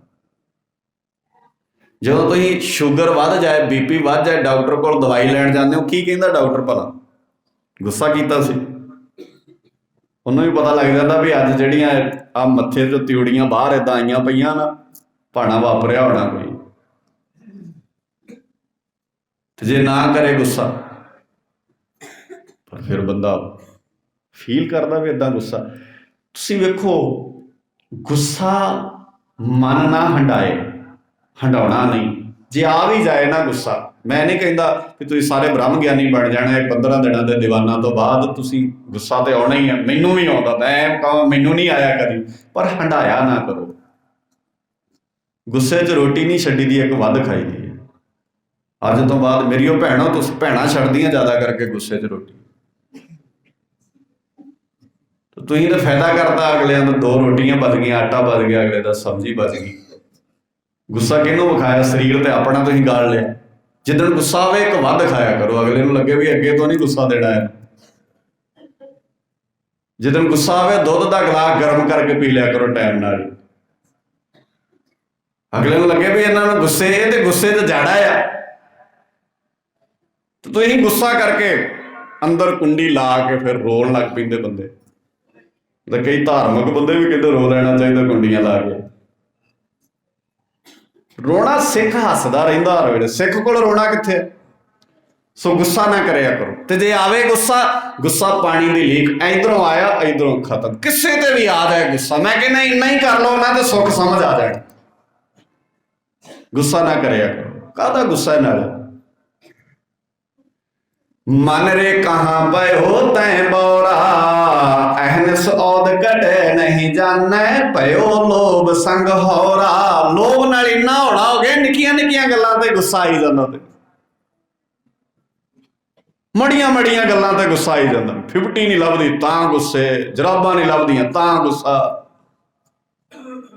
ਤੇ ਕਈ ਬੰਦੇ ਨਾ, ਮੈਂ ਹੱਸਦਾ ਹੁੰਦਾ, ਸਵੇਰੇ ਸਵੇਰ ਸੈਰ ਕਰਨ ਜਾਣਗੇ, ਬੂਟ ਪਾ ਕੇ, ਜਰਾਬਾਂ ਜਰੂਬਾਂ ਪਾ ਕੇ, ਐ ਕਹਿਣਗੇ ਸਰੀਰ ਸੈੱਟ ਕਰਨਾ, ਤੇ ਜਦੋਂ ਤਿਆਰ ਹੋਣਾ ਹੋਵੇ ਸਾਰਾ ਕੁਝ ਬੈੱਡ ਤੇ ਹੀ ਭਾਲਦੇ ਆ ਵੀ ਇੱਥੇ ਹੀ ਮਿਲ ਜਾਏ ਸਾਰਾ। ਹੁਣ ਵੀ ਇਹ ਲੱਲਾ ਮਾੜਾ ਮੋਟਾ ਸਰੀਰ ਦੀ ਐਕਸਰਸਾਈਜ਼ ਹੋ ਜੂ, ਨਾਲੇ ਅਗਲੀ ਸੌਖੀ ਹੋ ਜੂ ਜਿਹਨੇ ਤੈਨੂੰ ਸਮਾਨ ਲੱਭ ਕੇ ਦੇਣਾ। ਵੇਖੋ ਘਰ ਦਾ ਮਾਹੌਲ ਕਿੱਡਾ ਸੋਹਣਾ ਬਣ ਜਾਣਾ ਫਿਰ। ਪਰ ਨਾ, ਇੱਥੇ ਬੰਦੇ ਨਾ ਥੋੜੀਆਂ ਥੋੜੀਆਂ ਚੀਜ਼ਾਂ ਹੀ, ਆ ਸ਼ਹਿਰਾਂ 'ਚ ਨਾ ਜਿੰਨੇ ਬੰਦੇ ਤੁਸੀਂ ਵੇਖੋਗੇ ਡਿਪਰੈਸ਼ਨ, ਸ਼ੂਗਰ, BP, ਕਾਹਦਾ ਆ ਭਲਾ? ਸਿਰਫ ਏਦਾਂ ਆਪ ਚੜਿਆ ਰਹਿੰਦਾ ਦਿਮਾਗ ਸਿੱਧਾ। ਇਹਨੂੰ ਕੰਟਰੋਲ ਕਰਨਾ ਸਿੱਖੋ। ਹੱਸਦੇ ਹੱਸਦੇ ਰਿਹਾ ਕਰੋ, ਹੌਲੇ ਨਾ ਹੋ, ਵੱਡੇ ਹੋ। ਨਿੱਕੀਆਂ ਨਿੱਕੀਆਂ ਗੱਲਾਂ ਤੇ ਗੁੱਸਾ ਨਹੀਂ ਕਰੀਦਾ। ਗੁੱਸੇ, ਮੈਂ ਨਾ ਇੱਕ ਵਾਰ ਬੇਨਤੀ ਕੀਤੀ ਸੀ, ਸਾਰਾ ਟੱਬਰ ਤਿਆਰ ਹੁੰਦਾ ਰਿਸ਼ਤੇਦਾਰੀ 'ਚ ਜਾਣ ਲਈ, ਆਪਣਾ ਆਪਣਾ ਐ ਟੌਰ ਕੱਢਦੇ ਪੂਰੇ, ਭਾਈ ਸਾਹਿਬ ਪੱਗਾਂ ਪੁੱਗਾਂ ਬੰਨ੍ਹਦੇ, ਭੈਣਾਂ ਐ ਪੂਰੇ ਕੱਪੜੇ ਕੁੱਪੜੇ ਪਾ ਕੇ ਰੈਡੀ ਤਿਆਰ ਹੁੰਦੀਆਂ। ਤੁਰ ਲੱਗੇ ਕੋਈ ਗੱਲ ਕਰ ਬਹਿੰਦੇ ਇੱਕ ਦੂਜੇ ਨਾਲ, ਜਾਂ ਮੰਨ ਲਓ ਉਹਨੇ ਗੱਡੀ ਪਹਿਲਾਂ ਕੱਢ ਲਈ, ਉਹ ਕਹਿੰਦਾ ਆ ਜਾਓ ਹੁਣ, ਕਿ ਤੁਹਾਡੀ ਤਿਆਰੀ ਨਹੀਂ ਮੁੱਕੀ। ਫਿਰ ਭੈਣ ਨੂੰ ਗੁੱਸਾ ਆ ਗਿਆ, ਨਾ ਕੁਝ ਕਰਨਾ, ਪੱਗ ਬੰਨ੍ਹ ਲਈ, ਬਹਿ ਗਏ ਗੱਡੀ 'ਚ ਜਾ ਕੇ। ਮੈਂ ਜਵਾਕ ਵੀ ਨਵਾਏ, ਜਵਾਕਾਂ ਨੂੰ ਕੱਪੜੇ ਪਾਏ। ਤੈਨੂੰ ਕੋਈ ਕੰਮ ਹੈਗਾ? ਗੱਲ ਤਾਂ ਉਹਦੀ ਵੀ ਠੀਕ ਹੈ, ਗੁੱਸਾ ਉਹਨੂੰ ਠੀਕ ਆਇਆ, ਤੂੰ ਤਾਂ ਕੀਤਾ ਕੀ ਹੈ? ਪੱਗ ਬੰਨੀ ਹੈ, ਤਿਆਰ ਹੋ ਗਿਆ, ਜਰਾਬਾਂ ਮੈਂ ਦਿੱਤੀਆਂ, ਕੱਪੜੇ ਤੈਨੂੰ ਮੈਂ ਦਿੱਤੇ, ਪ੍ਰੈਸ ਤੇਰੇ ਮੈਂ ਕਰਕੇ ਦਿੱਤੇ, ਤੇ ਹੁਣ ਗੱਡੀ 'ਚ ਬਹਿ ਕੇ ਤੂੰ ਰੌਲਾ ਪਾਈ ਜਾਂਦਾ। ਜਾਂ ਤੇ ਜਵਾਕਾਂ ਦੇ ਕੱਪੜੇ ਪਾ ਦਿੰਦਾ। ਹੁਣ ਉਹ ਬੀਬੀ ਫਿਰ ਅੰਦਰੋਂ ਨਿਕਲੀ ਗੁੱਸਾ, ਐ ਫੂੰ ਫੂੰ ਕਰਦੀ, ਐ ਖੋਲ ਕੇ ਬਾਰੀ ਖੜੱਚ ਕਰਕੇ ਮਾਰੀ, ਬਹਿ ਗਈ ਵਿੱਚ। ਹੁਣ ਜਿੱਥੋਂ ਤੱਕ ਜਾਣਾ ਉਹ ਨਹੀਂ ਬੋਲਣੇ ਇੱਕ ਦੂਜੇ ਨਾਲ, ਬੋਲਣਗੇ। ਤੇ ਕਈ ਵਾਰ ਬੱਚਿਆਂ ਨੂੰ ਪੁੱਛਦੇ ਹੁੰਦੇ, ਮੰਮੀ ਨੂੰ ਪੁੱਛ ਚਾਹ ਪੀਣੀ ਹੈ, ਸਿੱਧਾ ਪੁੱਛ ਲਓ, ਤੈਨੂੰ ਸੰਗ ਆਉਂਦੀ ਹੈ, ਸਿੱਧੀ ਕਰ ਲੈ ਗੱਲ। ਤੇ ਉਹ ਵੀ ਫਿਰ ਸਿਆਣੀ ਕਹਿੰਦੀ, ਕਹਿ ਦੇ ਮੈਂ ਨਹੀਂ ਪੀਣੀ, ਤੂੰ ਹੀ ਸਿੱਧਾ ਕਹਿ ਦੇ ਹੁਣ। ਅੱਛਾ ਸੁਣ ਰਿਹਾ ਨਾ ਇੱਕ ਦੂਜੇ ਨੂੰ, ਗੱਲਾਂ ਤਾਂ ਸਾਹਮਣੇ ਹੀ ਹੋ ਰਹੀਆਂ ਨੇ।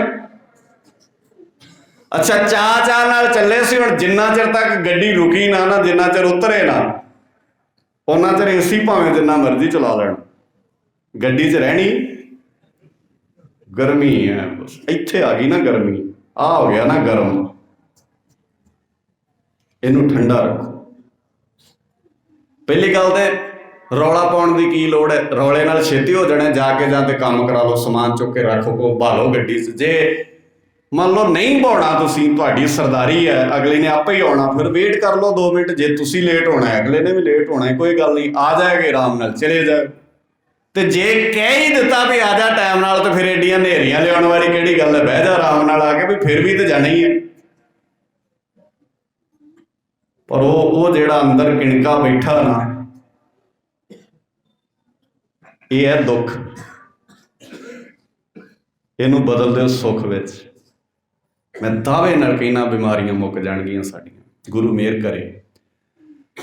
ਹੌਲੇ ਨਾ ਹੋਵੋ, ਹੌਲੇ ਡਿਸੀਜ਼ਨ ਨਾ ਲਓ, ਵੱਡੇ ਡਿਸੀਜ਼ਨ ਲਿਆ ਕਰੋ। ਤੁਸੀਂ ਵੱਡਿਆਂ ਫੈਸਲਿਆਂ ਕਰਕੇ ਜਾਣੇ ਜਾਂਦੇ ਹੋ। ਤੁਹਾਡੀ, ਮੈਂ ਸ਼ੁਰੂ 'ਚ ਕੀ ਕਿਹਾ ਸੀ, ਪੱਗ ਵਾਲੇ ਵੱਲ ਵੇਖ ਕੇ ਜੱਜ ਕਹਿੰਦਾ ਸੀ ਇਹਨਾਂ ਦਾ ਫੈਸਲਾ ਪੱਕਾ ਹੈ। ਤੁਸੀਂ ਕਿੰਨੇ ਨਿੱਕੇ ਨਿੱਕੇ ਫੈਸਲੇ ਕਰਦੇ ਹੋ, ਕਿੰਨੇ ਹੌਲੇ ਫੈਸਲੇ ਕਰਦੇ। ਇਹ ਰਹਾਓ ਵਾਲਾ ਬੰਦ, ਅਗਲੇਰਾ ਬੰਦ ਮਹਾਰਾਜ ਸੱਚੇ ਪਾਤਸ਼ਾਹ ਜੀ ਰਹਿਮਤ ਕਰਦੇ। ਮਹਾਰਾਜ ਕਹਿੰਦੇ ਜੋ ਤਨ ਉਪਜਿਓ ਸੰਗ, ਜੋ ਤੇਰੇ ਨਾਲ ਪੈਦਾ ਹੋਇਆ ਉਹ ਵੀ ਨਹੀਂ ਜਾਣਾ ਤੇਰੇ ਨਾਲ। ਇਹ ਸ਼ਬਦਾਂ ਨੂੰ ਕਦੀ ਧਿਆਨ ਨਾਲ ਵੇਖੋਗੇ, ਕਦੀ ਏਦਾਂ ਧਿਆਨ ਨਾਲ ਸਮਝੋਗੇ, ਪਰ ਨਹੀਂ ਸਮਝਣਾ। ਅਸੀਂ ਤਾਂ ਸਿਰਫ ਭੱਜ ਭੱਜ ਕੇ ਦੌੜ ਭੱਜ ਅਸੀਂ ਕਰਦੇ ਹਾਂ। ਤੇ ਮਹਾਰਾਜ ਸੱਚੇ ਪਾਤਸ਼ਾਹ ਜੀ ਫਿਰ ਕਹਿੰਦੇ ਨਹੀਂ ਭਾਈ, ਇੱਦਾਂ ਇੱਕ ਇੱਕ ਚੀਜ਼ ਨੂੰ ਬੜੇ ਧਿਆਨ ਨਾਲ ਸਮਝਣ ਦਾ ਯਤਨ ਕਰੋ। ਭਇਓ ਲੋਭ ਸੰਗ ਹੌਰਾ, ਗ੍ਰਹਿ ਮੰਦਰ ਸੰਪੈ ਜੋ ਦਿਸੇ, ਜਿਉ ਤਰਵਰ ਕੀ ਛਾਇਆ। ਇਹ ਛਾਂ ਵਰਗਾ, ਗੁਰੂ ਮਿਹਰ ਕਰੇ। ਸਮਾਂ ਨਹੀਂ ਇਹਨਾਂ ਸਾਰੀਆਂ ਗੱਲਾਂ ਨੂੰ ਅਸੀਂ ਬੜੇ ਧਿਆਨ ਨਾਲ ਸਮਝ ਸਕੀਏ। ਇਹਨਾਂ ਨੂੰ ਹਿਰਦੇ 'ਚ ਵਸਾਓ, ਇਸ ਇਸ ਸਮਾਗਮਾਂ ਦੇ ਵਿੱਚੋਂ ਥੋੜ੍ਹੇ ਜਿਹੇ ਇੱਦਾਂ ਸੰਜਮ ਜਿਹਾ ਰੱਖ ਕੇ ਦਇਆ ਨਾਲ, ਪਿਆਰ ਨਾਲ, ਹਿੰਮਤ ਨਾਲ ਗੁਰੂ ਸਾਹਿਬ ਜੀ ਦੀ ਬਖਸ਼ਿਸ਼ ਦੇ ਪਾਤਰ ਬਣਦਿਆਂ ਅਸੀਂ ਜੀਵਨ ਨੂੰ ਉੱਚਾ ਚੁੱਕ ਸਕੀਏ, ਤਾਂ ਜੋ ਸਾਡਾ ਜੀਵਨ ਸਫਲ ਹੋ ਸਕੇ। ਅਸੀਂ ਗੁਰੂ ਬਾਬੇ ਦੀ ਬਾਣੀ ਦੇ, ਔਰ ਜਿਹੜੀ ਗੱਲ ਮੈਂ ਕਹੀ ਸੀ, ਅਵਰਾਂ ਦੂਜਾ, ਜਨ ਨਾਨਕ ਧੂੜ ਮੰਗੇ ਤਿਸ ਗੁਰ ਸਿੱਖ ਕੀ, ਜੋ ਆਪ ਜਪੈ ਅਵਰਾ ਨਾ। ਦੂਜਾ ਜਦੋਂ ਕੋਈ ਏਦਾਂ ਤੁਹਾਡੇ ਵੱਲ ਧਿਆਨ ਦੇਣ ਲੱਗ ਪਿਆ, ਇੰਨੇ ਮਿੱਠੇ, ਇੰਨਾ ਸੁਭਾਅ ਚੰਗਾ, ਇੰਨੇ ਪਿਆਰ ਵਾਲੇ ਬੋਲ ਕਿੱਥੋਂ ਆਏ ਨੇ, ਇੰਨਾ ਸੰਜਮ ਕਿਵੇਂ ਹੈ ਇਹਨਾਂ ਦੇ ਵਿੱਚ। ਤੇ ਮਹਾਰਾਜ ਸੱਚੇ ਪਾਤਸ਼ਾਹ ਜੀ ਫਿਰ ਬਾਣੀ 'ਚ ਸਮਝਾਉਂਦੇ ਨੇ, ਔਸਰ ਬੀਤਿਓ ਜਾਤ ਹੈ ਕਹਿਓ ਮੰਨ ਲੈ ਮੇਰੇ। ਬੱਚਿਆ ਵੇਲਾ ਲੰਘਦਾ ਜਾਂਦਾ, ਆਖੇ ਲੱਗ ਜਾ। ਗੁਰੂ ਮਿਹਰ ਕਰੇ ਅਸੀਂ ਬਾਣੀ ਦੇ ਆਸ਼ੇ ਮੁਤਾਬਕ ਜ਼ਿੰਦਗੀ ਜੀ ਸਕੀਏ। ਆਪ ਸਭਨਾਂ ਦਾ ਧੰਨਵਾਦ ਹੈ। ਸ਼ੁਕਰਾਨਾ ਸਾਹਿਬ ਸੱਚੇ ਪਾਤਸ਼ਾਹ ਜੀ ਦਾ। ਭੁੱਲਾਂ ਮੇਰੀਆਂ ਸਮਝ ਕੇ ਮਾਫ ਕਰ ਦੇਣੀਆਂ। ਜੇ ਕੋਈ ਸ਼ਬਦ ਚੰਗਾ ਲੱਗਾ ਹੋਵੇ, ਕੋਈ ਸਿਧਾਂਤ ਦੀ ਵਿਚਾਰ ਚੰਗੀ ਲੱਗੀ ਹੋਵੇ, ਉਹ ਮੇਰੀ ਨਹੀਂ ਹੈ। ਮੈਂ ਸਿਰਫ ਇੱਕ ਸਪੀਕਰ ਹਾਂ ਸੁਣਾਉਣ ਵਾਲਾ। ਬਾਣੀ ਦੀ ਗੱਲ ਹੈ, ਇਤਿਹਾਸ ਦੀ ਗੱਲ ਹੈ, ਉਹਨੂੰ ਆਪਣੇ ਹਿਰਦੇ 'ਚ ਵਸਾਓ, ਉਹਨੂੰ ਆਪਣੇ ਹਿਰਦੇ 'ਚ ਵਸਾ ਕੇ ਗੁਰੂ ਨਾਨਕ ਦਾ ਸੁਨੇਹਾ ਆਪ ਸਮਝ ਕੇ ਹੋਰਨਾਂ ਤੱਕ ਲਿਜਾ ਸਕੇ। ਸਭਨਾਂ ਦਾ ਧੰਨਵਾਦ। ਸ਼ੁਕਰਾਨਾ ਅਕਾਲ ਪੁਰਖ ਵਾਹਿਗੁਰੂ ਜੀ ਦਾ, ਪ੍ਰਬੰਧਕ ਵੀਰਾਂ ਦਾ ਧੰਨਵਾਦ। ਸਾਰਿਆਂ ਦਾ ਇੱਕ ਇੱਕ ਕਦਮ ਤੁਹਾਡਾ ਸਾਰਿਆਂ ਦਾ ਸੱਚੀ ਪ੍ਰਵਾਨ ਹੋਵੇ। ਰਹਿੰਦੇ ਦੀਵਾਨਾਂ 'ਚ ਇਸੇ ਤਰ੍ਹਾਂ ਆਦਰ ਸਤਿਕਾਰ ਨਾਲ ਹਾਜ਼ਰੀਆਂ ਭਰੋ। ਵੀਰੋ ਤੁਸੀਂ ਵੀ ਤਗੜੇ ਹੋ ਕੇ ਹਾਜ਼ਰੀਆਂ ਭਰਿਆ ਕਰੋ, ਪ੍ਰੇਰੋ ਬਾਕੀਆਂ ਨੂੰ ਵੀ ਹੌਲੀ ਹੌਲੀ, ਕਿਉਂਕਿ ਅਸੀਂ ਥੋੜ੍ਹੇ ਜਿਹੇ ਪਿੱਛੇ ਰਹਿ ਜਾਂਦੇ ਹਾਂ। ਭੈਣਾਂ ਅੱਗੇ ਲੰਘ ਜਾਂਦੀਆਂ ਨੇ ਹਰ ਮਸਲੇ ਦੇ ਵਿੱਚ, ਤੇ ਆਪਾਂ ਵੀ ਬਾਕੀਆਂ ਨੂੰ ਵੀ ਥੋੜ੍ਹਾ ਜਿਹਾ ਪ੍ਰੇਰ ਕੇ ਲਿਆਈਏ, ਤਾਂ ਕਿ ਉਹ ਵੀ ਇਹਨਾਂ ਸਾਰੀਆਂ ਗੱਲਾਂ ਨੂੰ ਧਿਆਨ ਨਾਲ ਸਮਝਣ। ਗੁਰੂ ਸਾਹਿਬ ਜੀ ਦਾ ਕਰੋ ਸ਼ੁਕਰਾਨਾ। ਦਾਸਰੇ ਦੀਆਂ ਭੁੱਲਾਂ ਨਾ ਚਾਤਾਰਦੇ ਹੋਏ ਗੱਜ ਕੇ ਆਖੋ ਵਾਹਿਗੁਰੂ ਜੀ ਕਾ ਖਾਲਸਾ, ਵਾਹਿਗੁਰੂ ਜੀ ਕੀ ਫਤਿਹ।